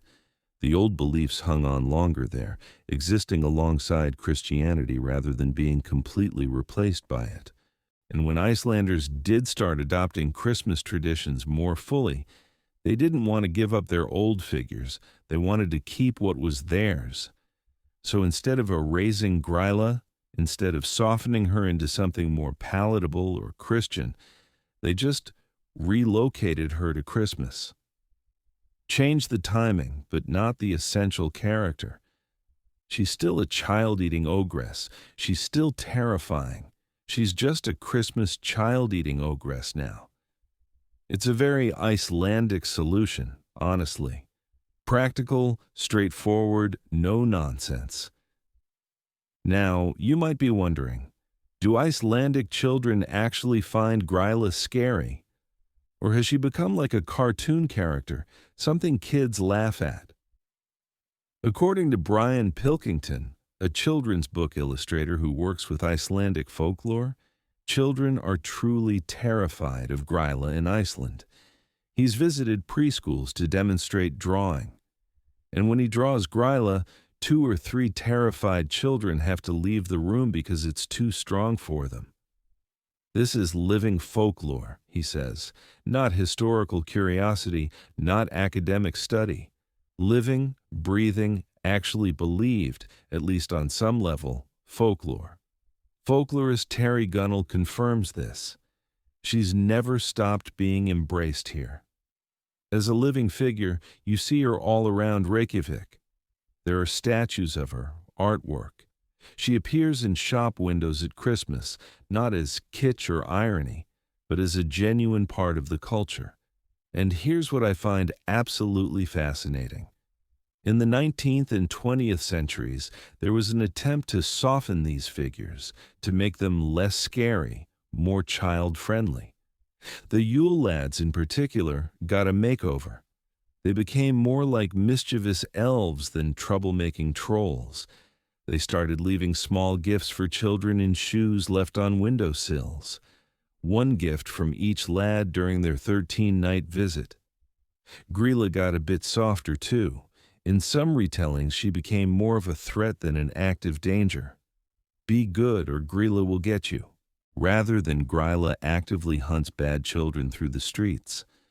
But in recent years, and this is the really interesting part, there's been a deliberate effort to bring back the scarier versions to reclaim the original terror of these figures. Modern Icelandic festivals, parades, and celebrations increasingly feature Gryla and her family in their full frightening forms. The Yule lads are getting more troll-like again. Gryla is being portrayed with her full monstrous features not watered down. Why? Why would a culture deliberately make their Christmas tradition scarier? I think it's because Iceland recognizes something important. Fear has value. Not trauma, not genuine terror that damages children, but the kind of controlled fear that comes from scary stories told safely. The kind that lets you experience danger without actual risk. The kind that teaches you the world is bigger and stranger and more powerful than you. And that's okay. That's just reality. Iceland's landscape teaches this lesson constantly. You can't live in Iceland and believe humans are the masters of nature. The land won't let you maintain that delusion. So having Christmas traditions that embody that same truth, that there are forces beyond your control, that winter is dangerous, that you're small in a big world, that's not cruelty. That's honesty. And maybe it's also cultural preservation. Maybe Icelanders looked around at how other countries had sanitized their folklore, turned their monsters into mascots, and said, "No, thank you. We're keeping ours real." There's also something beautifully subversive about Gryla specifically because she's female. She's in charge. She's the powerful one in her family. Her husband is basically useless, and her sons are still living at home causing trouble. She's the matriarch, the one with agency and power.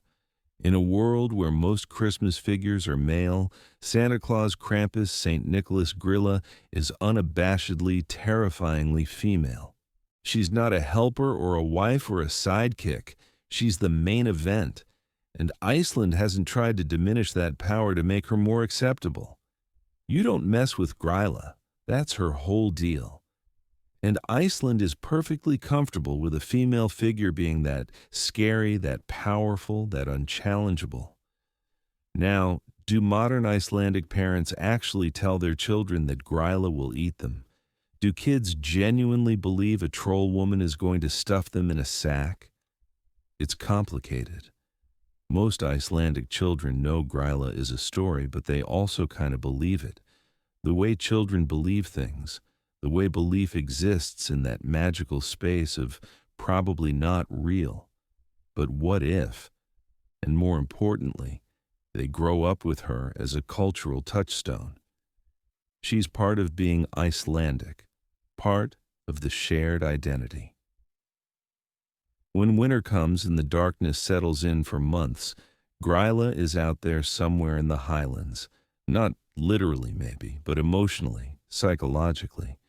She represents what winter means in Iceland. Beautiful, yes, but also deadly serious.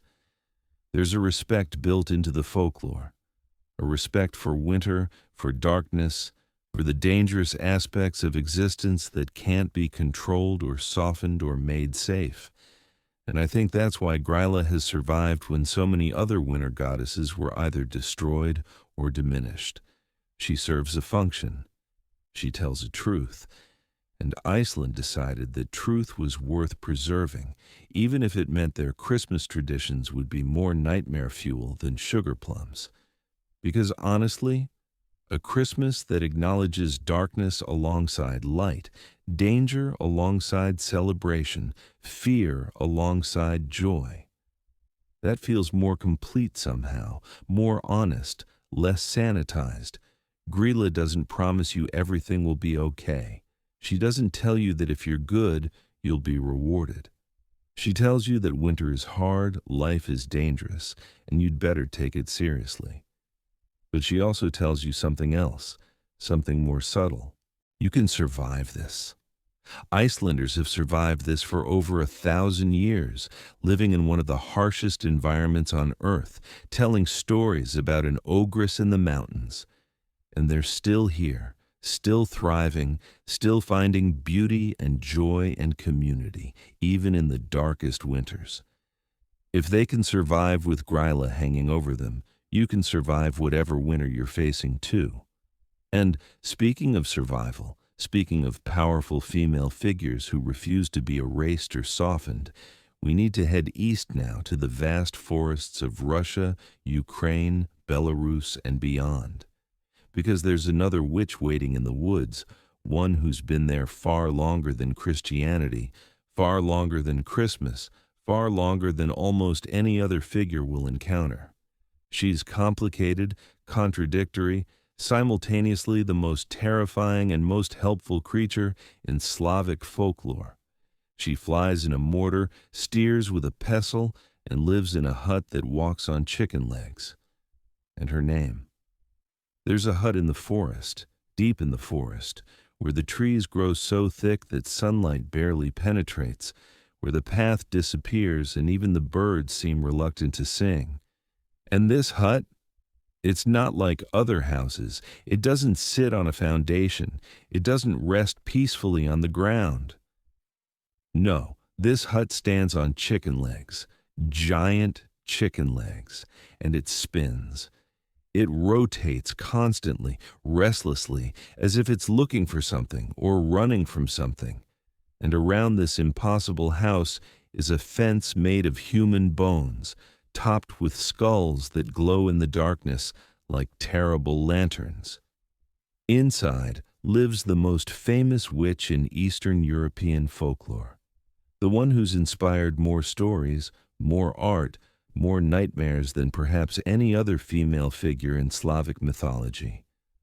She's older than Christianity in these lands, older than written history. She might be older than memory itself. Her name is Baba Yaga. And if you think you understand her after just that description, you're wrong. Because Baba Yaga is the most contradictory, confounding, endlessly fascinating figure we're going to encounter. She'll help you or eat you, guide you or destroy you, and you won't know which until it's happening. Let's start with her name, because names matter, and this one is delightfully ambiguous. Baba in most Slavic languages means grandmother or old woman. It's actually kind of a casual familiar term, like how you might call your grandmother Gran or Nana. So that part seems straightforward enough. But Yaga, that's where it gets interesting. Scholars have been arguing about this for over a century. Some think it comes from an old Slavic word related to serpent or snake. Others connected to words meaning horror, shudder, or chill. In Polish, there's Jeza, which means witch or evil woman. In Old Church, Slavonic Jeza meant disease. One fascinating theory traces it to the Sanskrit word ahi, also meaning serpent, suggesting these linguistic roots go way, way back, which would make Baba Yaga potentially one of the oldest continuously existing figures in Indo-European mythology. So, her name might mean grandmother snake or old woman of horror, or the grandmother who makes you shudder. All of which honestly are accurate. But here's the thing about Baba Yaga that makes her different from every other witch we've talked about. She's not consistent at all. In some stories, she's a cannibalistic monster who kidnaps and eats children, crunching their bones with her iron teeth. In other stories, she's a wise woman who helps heroes complete impossible tasks, offering magical gifts and sage advice. Sometimes she's both in the same story, depending on how the hero treats her.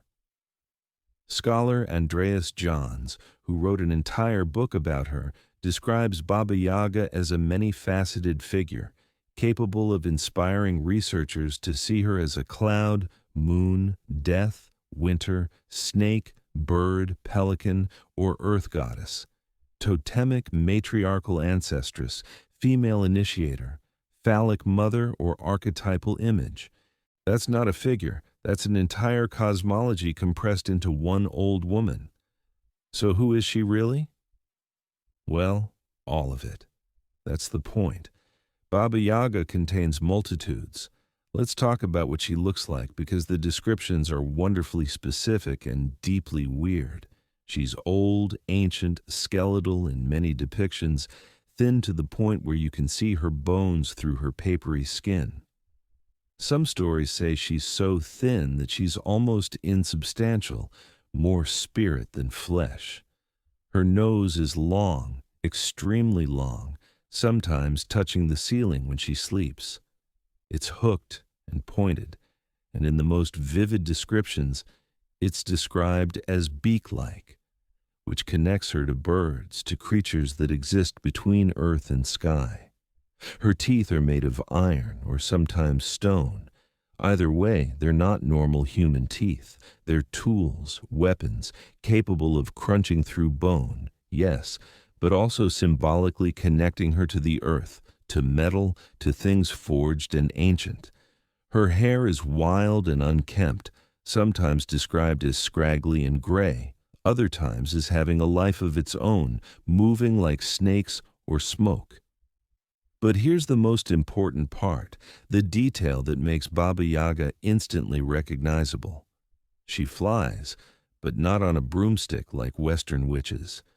No, Baba Yaga flies in a giant mortar like the bowl you'd use to grind grain or herbs, and she steers with a pestle, the grinding tool. As she flies, she sweeps away her tracks with a broom made of birch or silver birch. Can you picture it? This skeletal old woman crammed into a huge stone mortar, using a pestle like an oar to propel herself through the sky, erasing evidence of her passage as she goes. It's absurd and terrifying and somehow perfect. The mortar and pestle aren't random details. They're grinding tools, instruments of transformation, of taking something in one form and breaking it down into another, which is exactly what Baba Yaga does. She's a transformer, a threshold figure, someone who takes you apart and puts you back together different. And then there's her house. Oh, her house. It stands on chicken legs, sometimes 2 legs, sometimes 1 giant leg, sometimes multiple legs.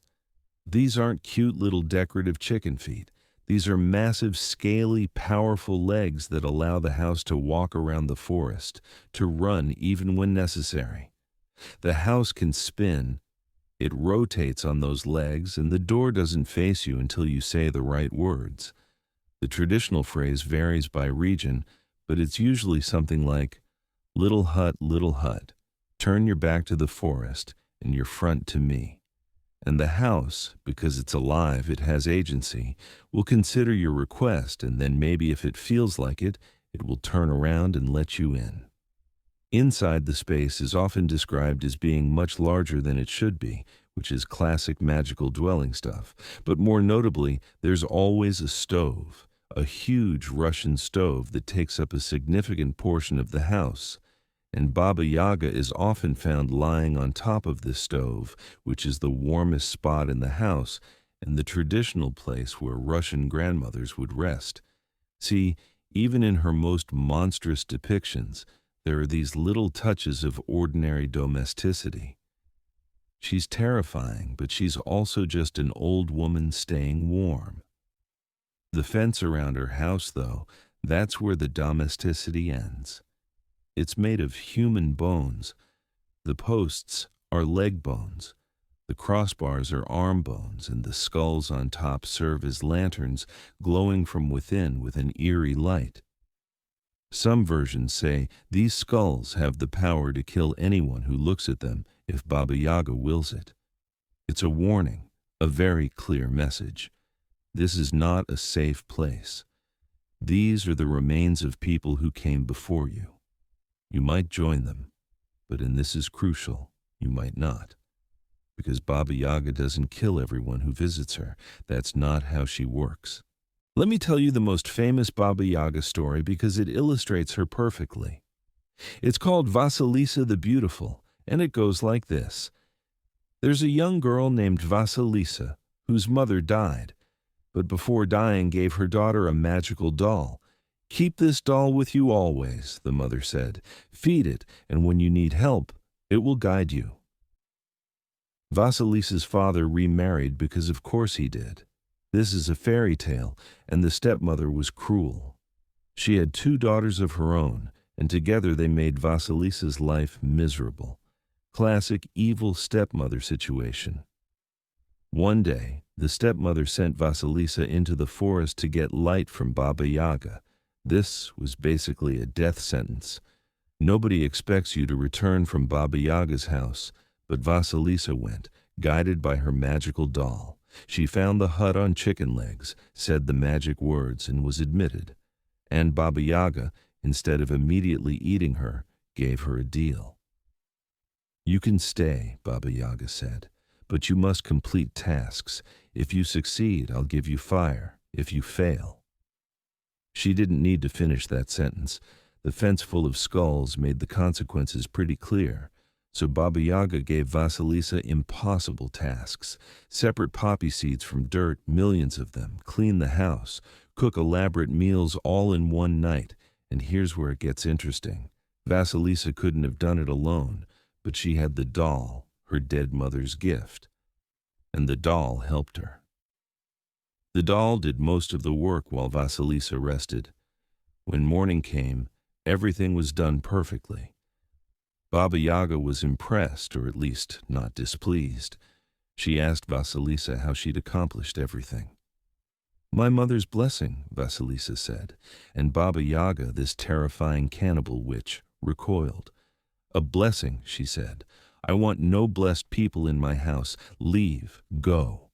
But she also gave Vasilisa what she'd come for, light, a skull from her fence glowing with fire. "Take this," she said. "It's what you came for." Vasilisa took the skull and left. And when she got home, the skull's light was so pure and hot that it burned up her stepmother and stepsisters. They were consumed by the very light they'd sent Vasilisa to fetch. Now, what does this story tell us about Baba Yaga? First, she keeps her word. She said she'd give fire if the tasks were completed, and she did. Second, she has rules, and she follows them. She doesn't want blessed people in her house. That's her boundary. And she enforces it, even when it means letting potential prey escape. Third, she's not randomly evil. She punished the stepmother and stepsisters indirectly by giving Vasilisa exactly what they asked for. The light killed them because they were wicked. Vasilisa was fine. Fourth, she tests people. The tasks weren't really about completing chores. They were about showing resourcefulness, humility, cleverness. Vasilisa passed because she was humble enough to accept help and smart enough to not reveal too much. Baba Yaga is a teacher, a harsh one, sure, with very high stakes, but a teacher nonetheless. This is reinforced in other stories. Heroes come to Baba Yaga seeking magical objects or knowledge, and she gives them tests. If they're respectful, if they're brave, if they're clever, she helps them. She might even give them magical gifts, an enchanted horse, a ball of thread that shows the way. advice on how to defeat a greater enemy.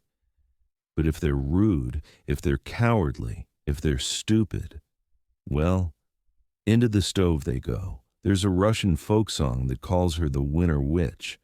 The lyrics go something like, "Son, you saw the old Yaga, Baba Yaga, the Winter Witch, this ferocious woman. She escaped spring.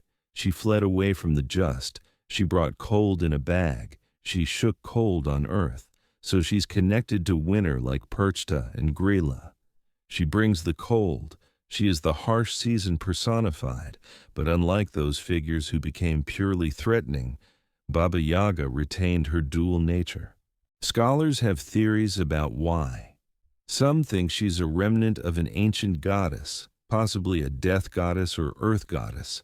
Others see her as a female shaman figure, someone who exists on the boundaries of normal society and has power because of that liminal position. The chicken-legged hut, for instance, might represent a Slavic burial practice where the dead were placed in small huts raised on posts, creating the illusion of a house on legs. Baba Yaga would then be the guardian of the threshold between life and death. Her flying mortar, that's a shamanic symbol. The mortar and pestle are tools of transformation, and flight is the classic shamanic ability to traverse different realms of existence. The forest itself is significant. In Slavic folklore, the forest is not safe human space. It's wild, dangerous. It's where civilization ends and chaos begins. Baba Yaga lives right at that boundary.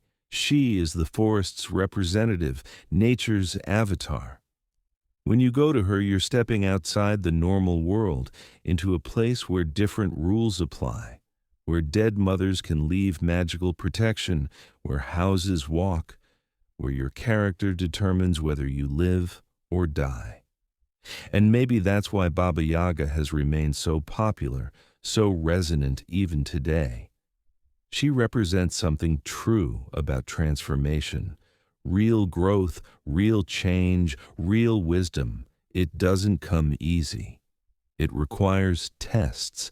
It requires going into the dangerous forest and facing the scary witch. It requires proving yourself. But if you do prove yourself, if you're brave and clever and respectful of forces greater than you come out transformed. You come out with fire, with knowledge, with power you didn't have before. Baba Yaga has variants throughout Slavic regions. In Serbia and Croatia, she's called Baba Roga. In Poland, Baba Jenza. The details change. Sometimes she's more monstrous, sometimes less, but the core remains. An old woman with power living outside normal society, testing those who seek her out.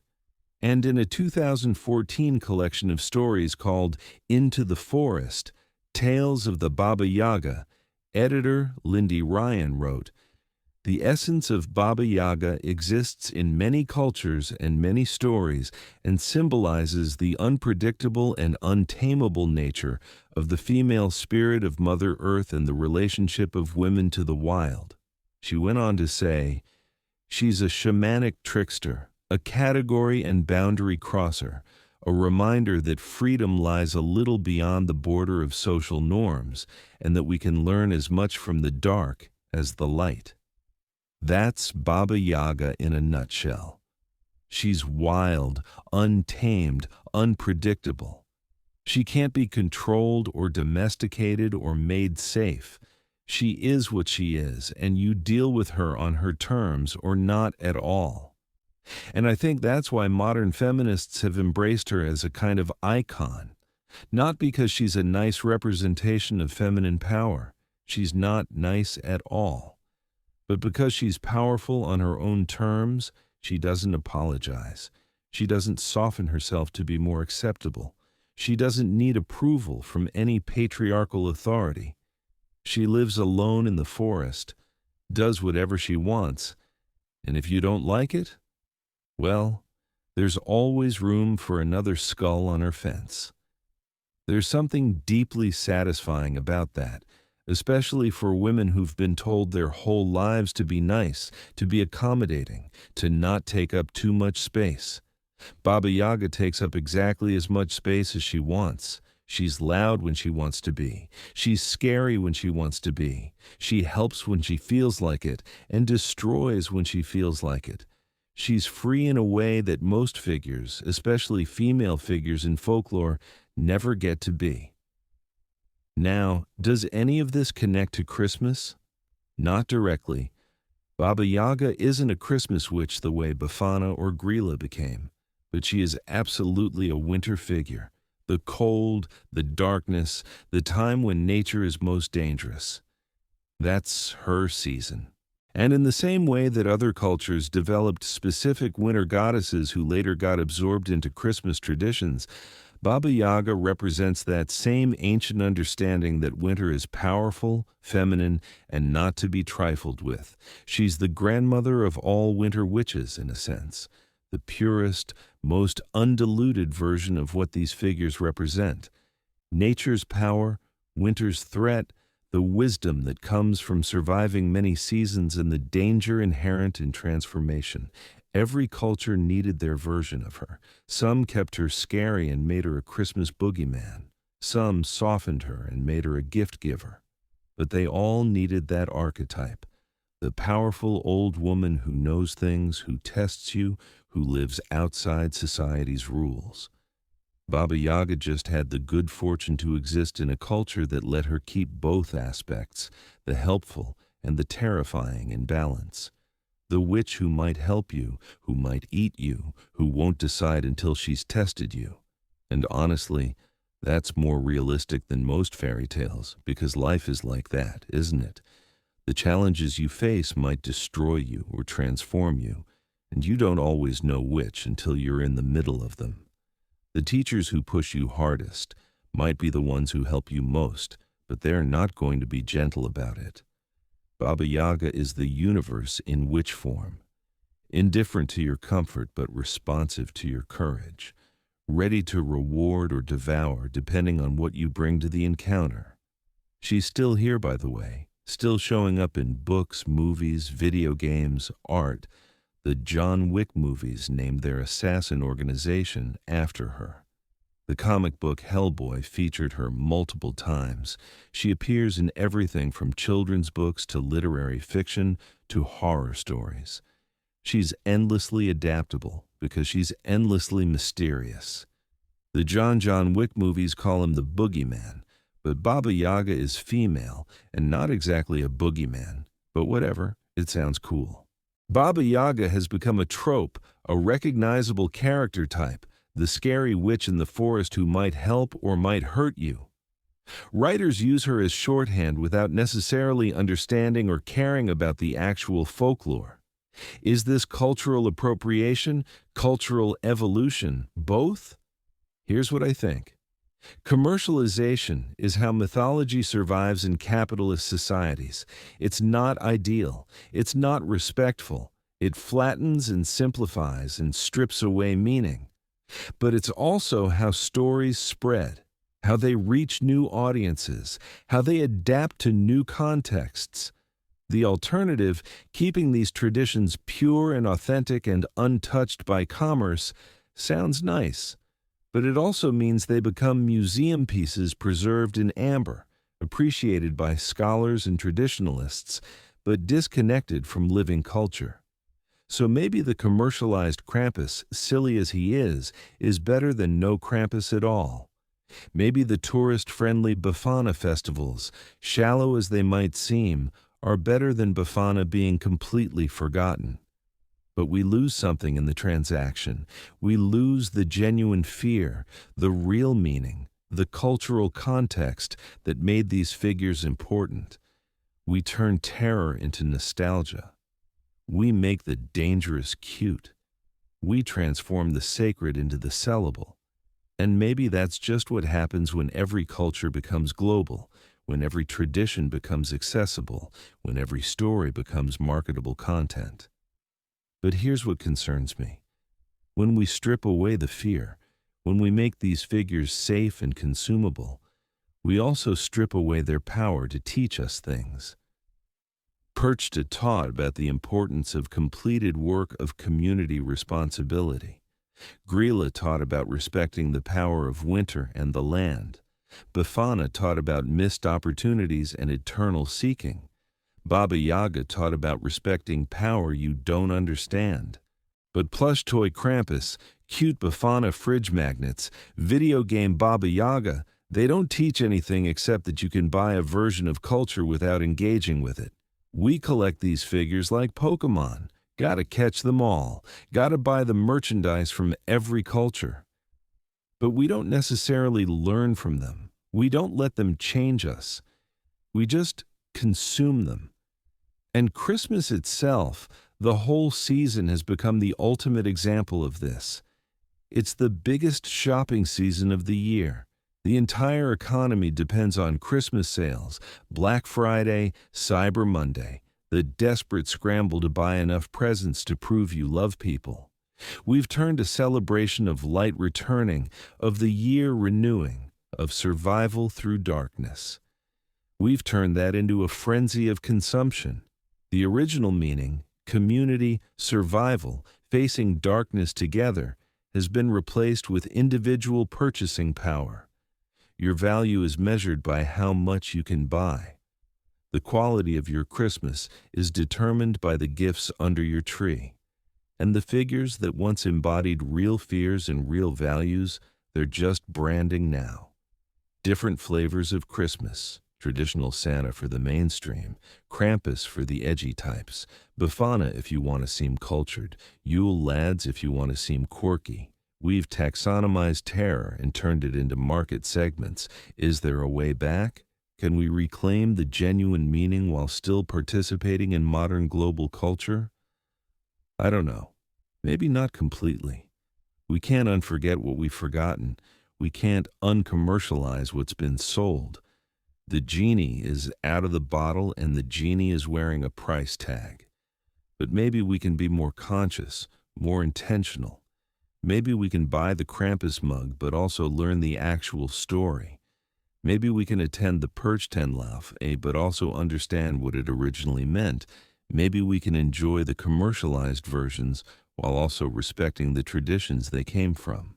Maybe we can participate in the market while refusing to let the market define everything. Because here's the thing, these stories survived everything else. They survived the church's persecution. They survived centuries of suppression and transformation. They survived being turned into monsters and threats and cautionary tales. They can probably survive being turned into merchandise, too. The question is, can they survive it with their meaning intact? Or will future generations only know the sanitized, commercialized versions? Will they grow up thinking Krampus is just the funny, scary Christmas guy without understanding the deeper cultural context? That's up to us. That's a choice we make every time we engage with these stories. Do we just consume them, or do we try to understand them? Do we buy the thing and move on, or do we dig deeper, learn more, respect the origins? Because these figures, Perchta, Gryla, Befana, Baba Yaga, all of them, they were never just stories. They were never just entertainment. They are how communities taught values, processed fears, survived difficulties, maintained cohesion. They were functional mythology. They did work. And if we strip away that function, if we reduce them to just aesthetic choices, to just consumer products, what are we left with? Pretty pictures, clever merchandise, empty traditions. Is that enough? Is that what we want to pass on? Or is there something more we should be doing? Something more we should be preserving, learning, honoring? Because behind all the commercialization, behind all the marketing and merchandise and tourist attractions, there are still real stories. Stories about real people who faced real darkness and created meaning to survive it. Stories that taught survival, resilience, community, respect. Those stories still exist. They're still accessible, but we have to choose to look for them. We have to choose to learn them. We have to choose to value them as more than just content to consume. And that brings us to something we haven't fully confronted yet. The cost of all this, not the monetary cost. We've talked plenty about money, but the human cost. The price paid by real people, real women, real victims of actual witch hunts who got caught in the machinery of fear and superstition and persecution. Because while we've been talking about folklore and commercialization and cultural evolution, we've been dancing around something darker, something that isn't mythology at all, something that actually happened to actual people. There's a woman named Anna Goldie, and I need you to remember her name. Not because she was famous, not because she was powerful, but because she was the last person officially executed for witchcraft in Europe. It happened in 1782, not 1582, not in the medieval period. 1782, the same year America was winning its revolution. The same era that gave us Mozart and the Enlightenment and people like Voltaire writing about reason and rationality. The modern world was being born, and Europe was still killing women for witchcraft. Anna Goldie was 48 years old. She'd been born into poverty in Senwald, Switzerland. She'd had an illegitimate child with a mercenary. The child died in infancy. She spent her life working as a servant in various households, always on the edge of survival, always vulnerable.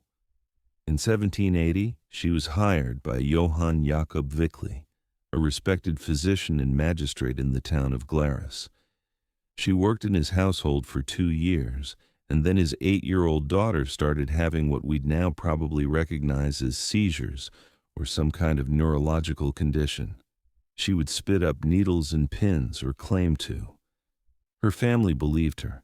The family needed someone to blame. They chose Anna. The official charge wasn't witchcraft. By 1782, that was becoming legally problematic, even in Switzerland. So they charged her with poisoning the child. But everyone knew what it really was. The trial documents described supernatural elements.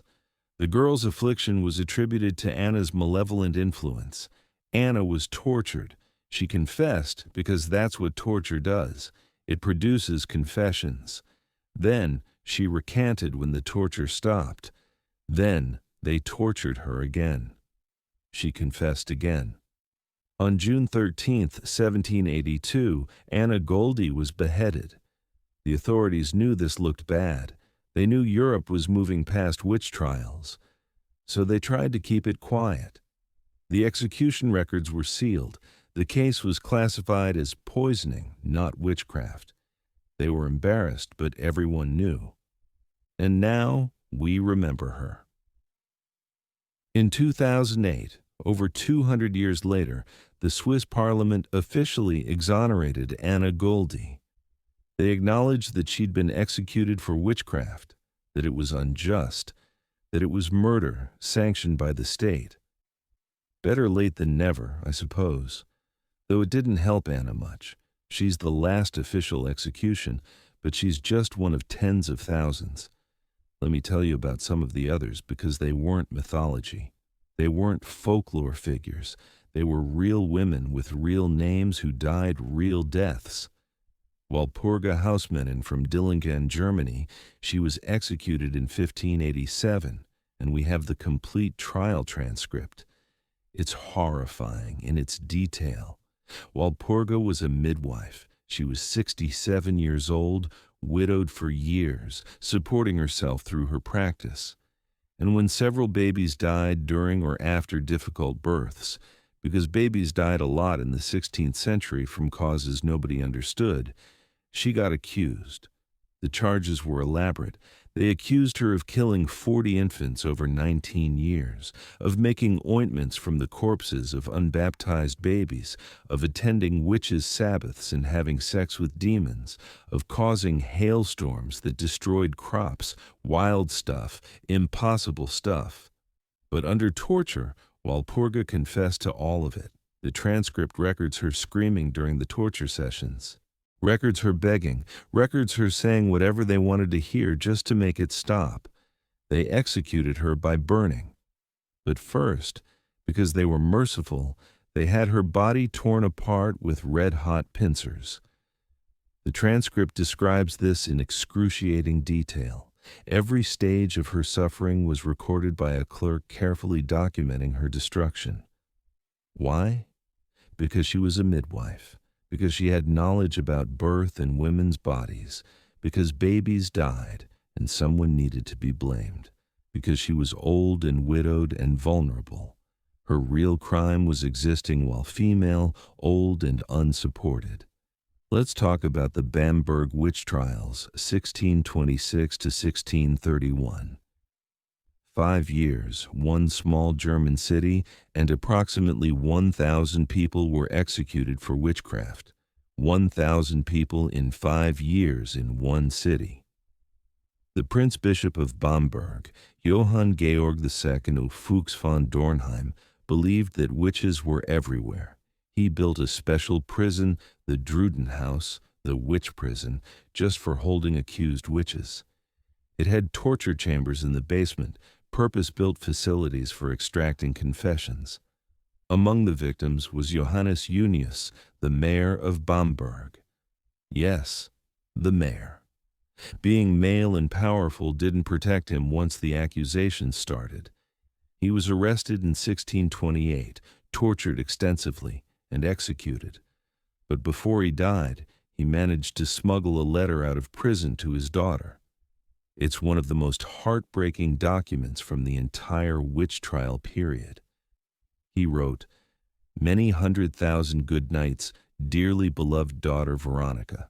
Innocent have I come into prison, innocent have I been tortured, innocent must I die." He described his torture, the thumbscrews that crushed his hands, the leg vices that shattered his bones, the strappato being hung by your arms behind your back until your shoulders dislocate. He wrote, "And then came also, God in highest heaven have mercy the executioner, and put the thumbscrews on me, both hands bound together, so that the blood ran out at the nails and everywhere, so that for 4 weeks I could not use my hands." He explained that he only confessed because he couldn't bear more torture, that he made up names of other witches because the torturers demanded names, that none of it was true, but truth didn't matter anymore. He ended the letter, "Good night, for your father Johannes Junius will never see you more." He was beheaded 3 days later. Can you imagine? Can you imagine being tortured until you confess to things you didn't do, then being executed for those confessions, and your last act is writing to your daughter to tell her you're innocent? The Würzburg witch trials, 1626 to 1631, same period as Bamberg, different city, executed at least 900 people. In 1629, at the peak of the hysteria, children made up 60% of those accused. Children, some as young as 3 years old, 3-year-olds accused of witchcraft, 3-year-olds tortured for confessions, 3-year-olds killed. What do you even do with that information? How do you process that humans did this to each other, to children? The Trier witch trials in Germany, 1581 to 1593, killed 368 people. It was called perhaps the biggest witch trial in European history by contemporary observers. The Archbishop of Trier, Johann von Schönberg, believed witchcraft explained everything bad happening in his region. Crop failures, witches, disease, witches, political unrest, witches. He unleashed systematic persecution that depopulated entire villages. One village, I don't even know its name, just that it existed, reportedly had only 2 women left alive by the time the trials moved on. 2 out of what had been a functioning community. And here's something that makes it worse. The trials were profitable. Accusers and executioners were paid per conviction. The accused property was confiscated and used to fund more trials. There was financial incentive to keep finding witches. It was a self-perpetuating system of terror and profit. In Scotland, between 1563 and 1736, approximately 4,000 people were accused of witchcraft. About 1,500 were executed. Scotland was particularly vicious about it. They burned witches alive rather than beheading them first like some other regions did. The Scottish witch trials were different in one way. They kept incredibly detailed records.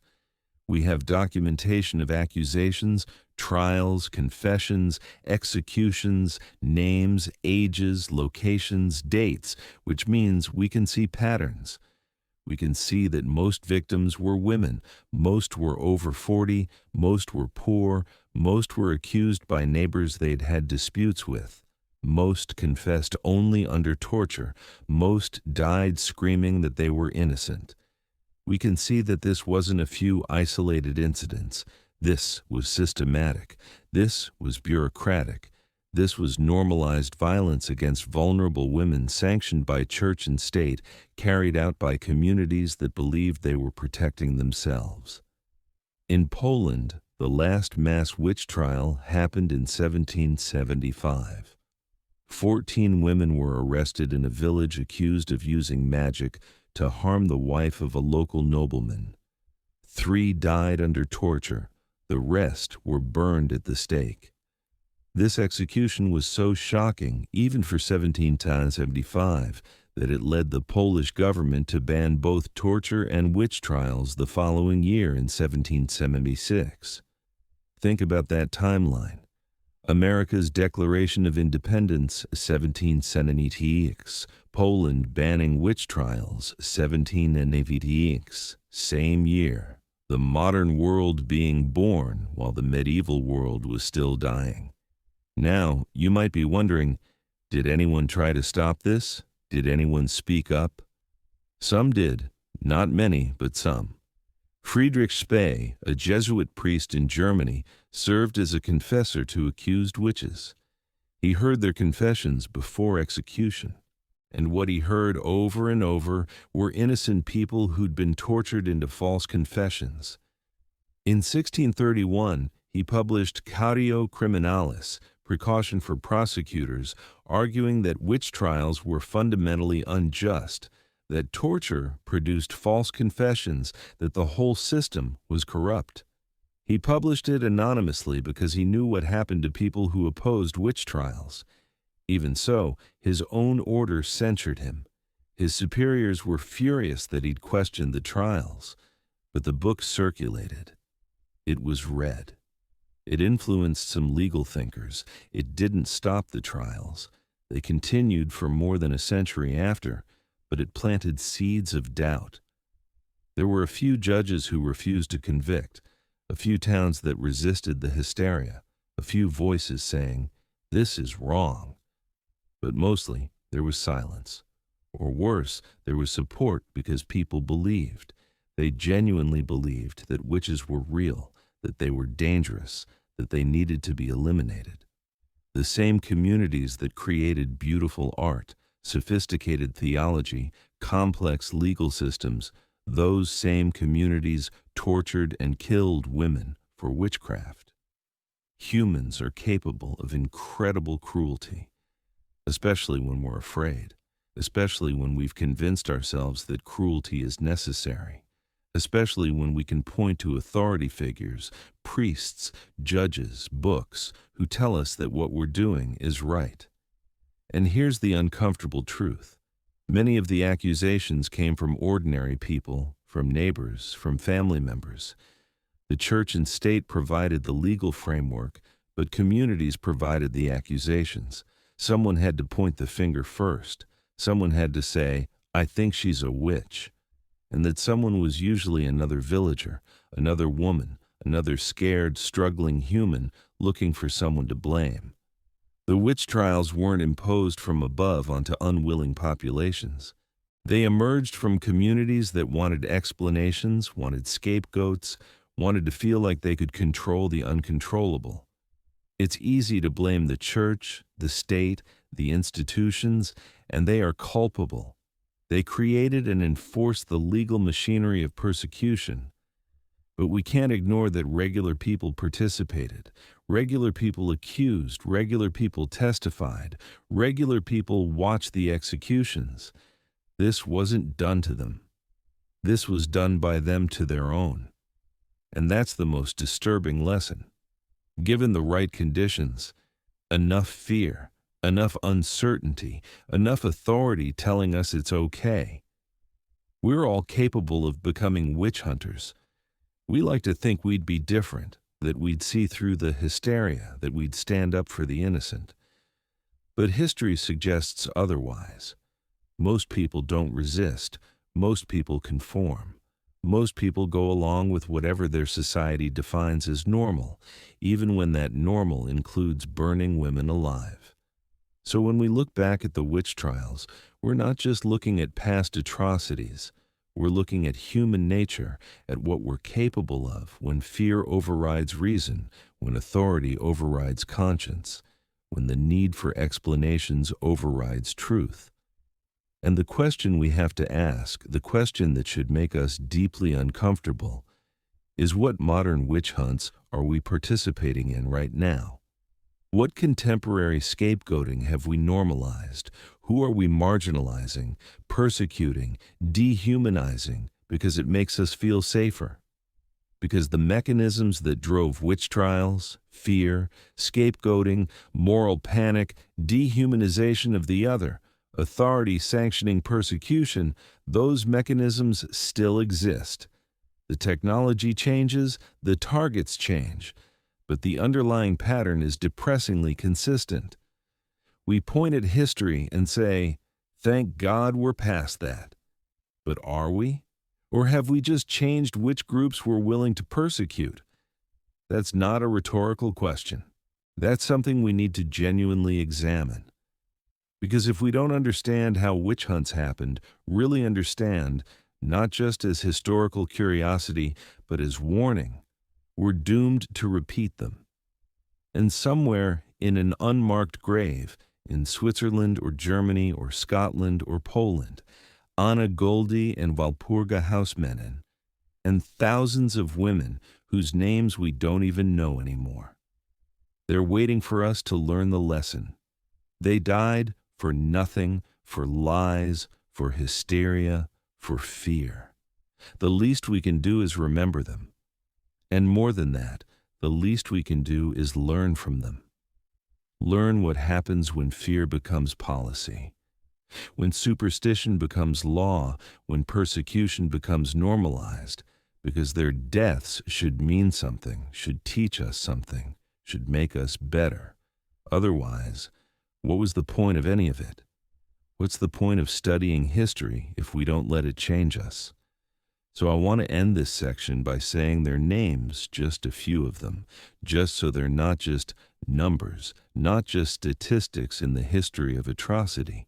Anna Goldie, Walpurga Hausmännen, Johannes Junius, and thousands of others whose names are lost, but whose suffering was real, whose innocence was clear, whose deaths were murders, remember them.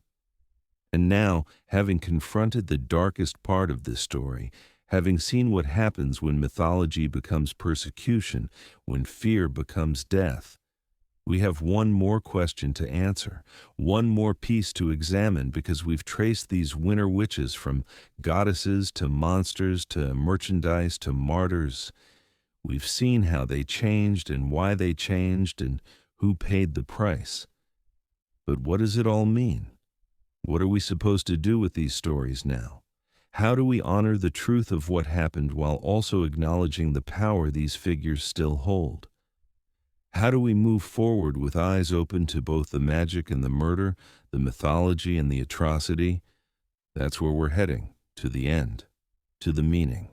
To what these Christmas witches and everything they represent can teach us about surviving darkness, both ancient and modern, we've come a long way together tonight.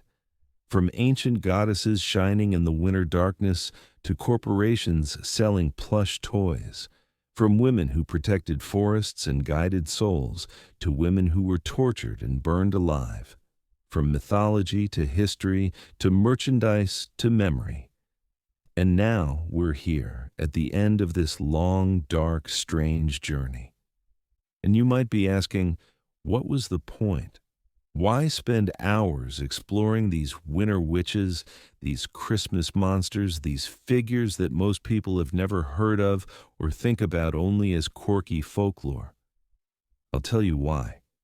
Because these stories, all of them, from Berchta to Befana to Gryla to Baba Yaga, from the goddesses to the victims, they're not really about the past.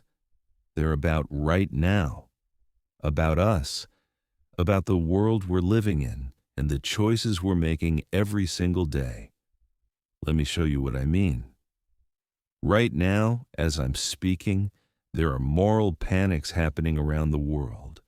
Groups being scapegoated, vulnerable populations being blamed for societal problems, people being othered, dehumanized, persecuted, all because fear is a powerful drug, and humans will do almost anything when we're afraid enough.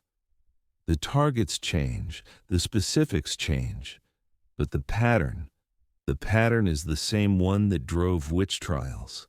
Fear plus uncertainty plus authority figures sanctioning persecution equals atrocity. We see it in how migrants and refugees are talked about as invaders, as threats, as less than human. We see it in how trans people are being targeted in some countries, accused of corrupting children, of being dangerous, of deserving persecution. We see it in how women who speak up about harassment or assault get called liars, attention seekers, witches. That last word isn't metaphorical. Women in public life still get called witches when they're seen as too powerful, too outspoken, too unwilling to submit. The language has barely changed in 400 years. And when we participate in those moral panics, when we share that inflammatory post, when we repeat that dehumanizing rhetoric, when we stay silent while others are persecuted, we're witch hunters. We might not be lighting fires, but we're gathering the wood. That's the uncomfortable truth these stories force us to confront. The witch trials didn't happen because people in the past were stupid or evil. They happened because people were scared, and scared people are dangerous, and we're scared now. Climate change, economic instability, political polarization, pandemic fallout, rapid technological change making the world feel alien and uncontrollable. We have plenty of reasons to be scared. The question is, what do we do with that fear? Do we let it turn us into witch hunters? Or do we learn from history and choose differently? Because here's what the winter witches actually teach us if we're paying attention. First, female power is natural. It's not monstrous. It's not supernatural. It's not something that needs to be controlled or contained. The fact that society spent centuries turning powerful women into literal monsters tells us more about those societies than about the women. Berchta was a protector before the church made her a belly slitter. Gryla embodied Iceland's harsh reality, and Iceland respected her for it. Befana found a way to be useful and beloved. Baba Yaga tested people and rewarded the worthy. These weren't stories about how women are dangerous. They were stories about how women have always had power, knowledge, and authority, and about how patriarchal systems had to work very hard to suppress that truth. Second, old age has value. The fact that these figures are all old women isn't incidental, it's essential. They've accumulated decades of experience, knowledge, survival skills. They've seen multiple winters. They know things. In a world that worships youth, especially female youth, and treats aging as a disease to be fought, these witches remind us that older women are powerful precisely because they're old, because they've survived, because they know, the crone, the hag, the grandmother. These aren't insults. They're badges of honor earned through decades of endurance. Third, winter is real, and we can't make it go away by pretending it isn't there. Our ancestors understood this. They knew winter could kill them. So they created rituals, told stories, developed survival strategies. They respected winter's power. We've insulated ourselves literally and figuratively from winter's threat. We have central heating and grocery stores, and we think we've conquered nature. But climate change is reminding us nature isn't conquered. We're still subject to forces bigger than us, still vulnerable to the cold, the dark, the uncertain, and maybe that's okay. Maybe vulnerability isn't weakness. Maybe acknowledging that we're small in a big world, that there are things beyond our control, that we need each other to survive. Maybe that's actually wisdom. Fourth, fear is useful, but only if we direct it correctly. Our ancestors were afraid of winter, so they prepared. They finished their work. They gathered resources. They built community bonds. Their fear motivated productive action. But when fear gets directed at people instead of problems, when we fear the witch instead of the winter, that's when it becomes destructive. That's when we start hurting each other instead of helping each other. The trick is learning to fear the right things, not the different, not the powerful, not the old women with knowledge, but the actual threats, hunger, cold, isolation, the real dangers that require real solutions. Fifth, stories survive everything. The church tried to erase these goddesses. Witch trials tried to eliminate the women who carried the knowledge. Capitalism tried to commodify them into meaninglessness, and yet here we are, still talking about them, still feeling their pull, still knowing on some level that they matter. Stories are resilient, they adapt, they hide when they need to, they change form but retain essence. You can't kill a good story, you can only fail to listen to it. And these winter witches, they're very good stories. They've survived for potentially thousands of years because they're telling us something we need to know. Something about power, about survival, about respect, about fear, about community. If we stopped listening, we'd lose something important. Some knowledge that humans have always needed and will always need. So what do we do with all this? How do we honor these stories? Both the mythology and the history, both the magic and the murder. I think we start by remembering, by refusing to let these stories be flattened into simple holiday decorations or dismissed as primitive superstition, by insisting on the complexity, by saying, yes, these were goddesses, and yes, the church turned them into monsters, and yes, real women died because of it, and yes, we're still dealing with the consequences. All of it is true. All of it matters. We remember Anna Goldie and Walpurga Hausmannen not as statistics, but as people. We remember that witch trials weren't ancient history. They happened in living memory of modernity. We remember that humans are capable of terrible things when we're afraid and when authority tells us it's okay. We remember the original goddesses, the bright ones, the protectors, the powerful women who existed before they were made into monsters. We reclaim that lineage. We say, female power isn't monstrous. Female age isn't worthless. Female knowledge isn't witchcraft. It's just knowledge. We participate in modern Christmas traditions. Sure, buy the Krampus mug if you want. But we also learn where these things came from. We don't let commerce erase meaning. We hold on to the deep stuff even as we engage with the surface stuff. We stay aware. We watch for the patterns. We ask ourselves, who is being scapegoated? Who is being blamed for problems they didn't cause? Who is being othered and dehumanized? And we refuse to participate. We refuse to be witch hunters, no matter how good the justification sounds. Because that's the final lesson. The witch hunters always had good justifications. They were protecting children, defending the faith, maintaining social order, fighting evil. They had reasons, they had authority, they had conviction, and they were wrong. So when we're told that some group is dangerous, is threatening our way of life, deserves persecution, we pause. We remember history. We ask, is this real or is this just another witch hunt? And sometimes it's hard to tell. Sometimes the threats are real and complex, and we can't just dismiss everything as moral panic.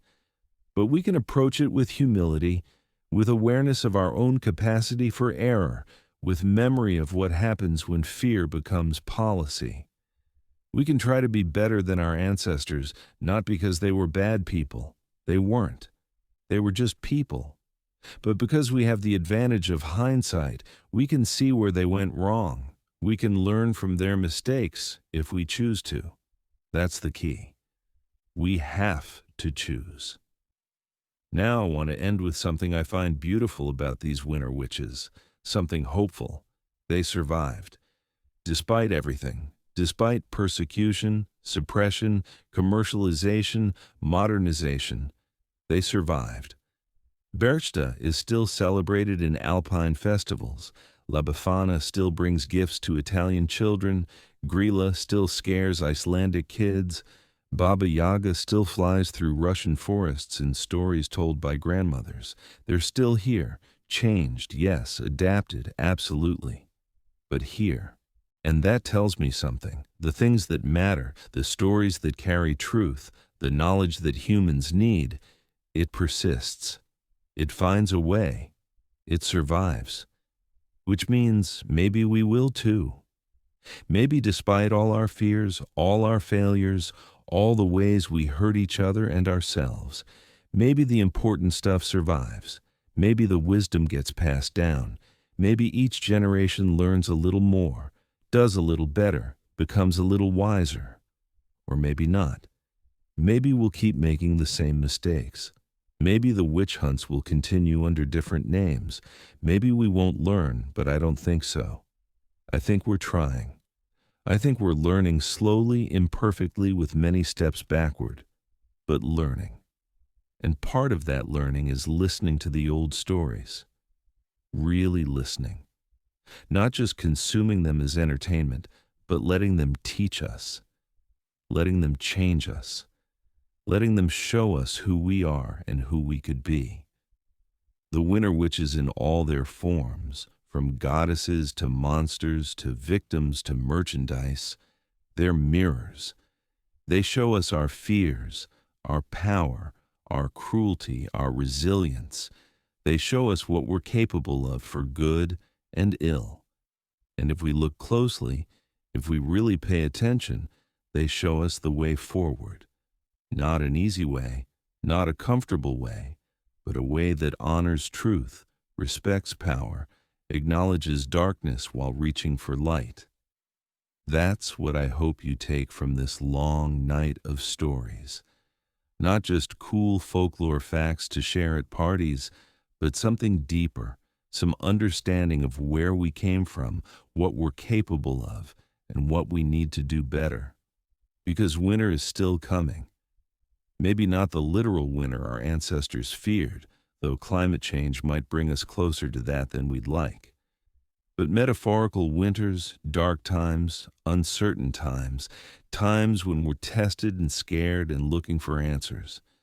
And when those times come, when the darkness presses in and we don't know if the light will return, we have a choice. We can huddle in fear and turn on each other. Or we can huddle in community and face the darkness together. We can become witch hunters, or we can honor the witches. We can suppress power we don't understand, or we can respect it. We can repeat history, or we can learn from it. The choice, as always, is ours. So here we are at the end. You've been with me for hours now. Thank you for that. Thank you for listening. Thank you for staying with these stories even when they got dark. even when they got uncomfortable, even when they asked hard questions. These are the stories that matter, not because they're pleasant or easy, but because they're true, not literally true. There are no actual women with iron noses flying around slitting bellies, but true in the way that myths are true, true to something in human experience, true to the challenges we face and the choices we make. I hope you'll carry these stories with you, not just as interesting history, but as lessons, as warnings, as reminders of what we're capable of and what we should aspire to.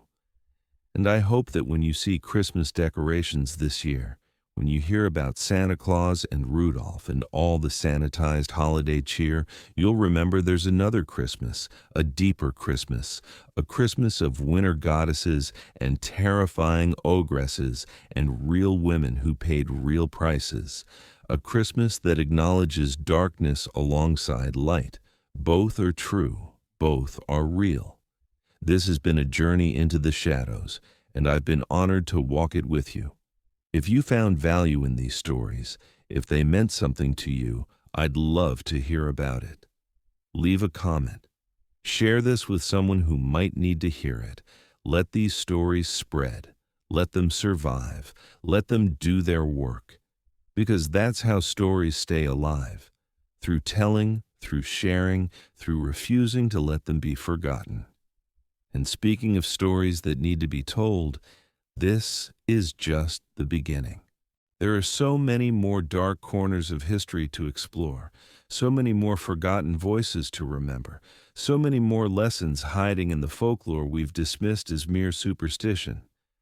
So if you want more of these deep dives into the stories beneath the stories, the history beneath the holidays, the truth beneath the myth, stick around. Subscribe if you haven't already, because I have more stories to tell, more darkness to illuminate, more truth to uncover. The winter witches were just the beginning. There are more whispers in the snow, more secrets in the shadows, more lessons in the darkness. And I'll be here whenever you're ready to listen again. Until then, stay curious, stay critical, stay kind. And remember, the monsters aren't always who we think they are. Sometimes the monsters are the ones hunting witches. Good night and sweet dreams. May your house be clean, your work be finished, and your conscience be clear. And if you hear something on the wind during these 12 days, well, maybe just stay inside, just to be safe. Thank you for listening. Thank you for being here. And thank you for carrying these stories forward. Sleep well.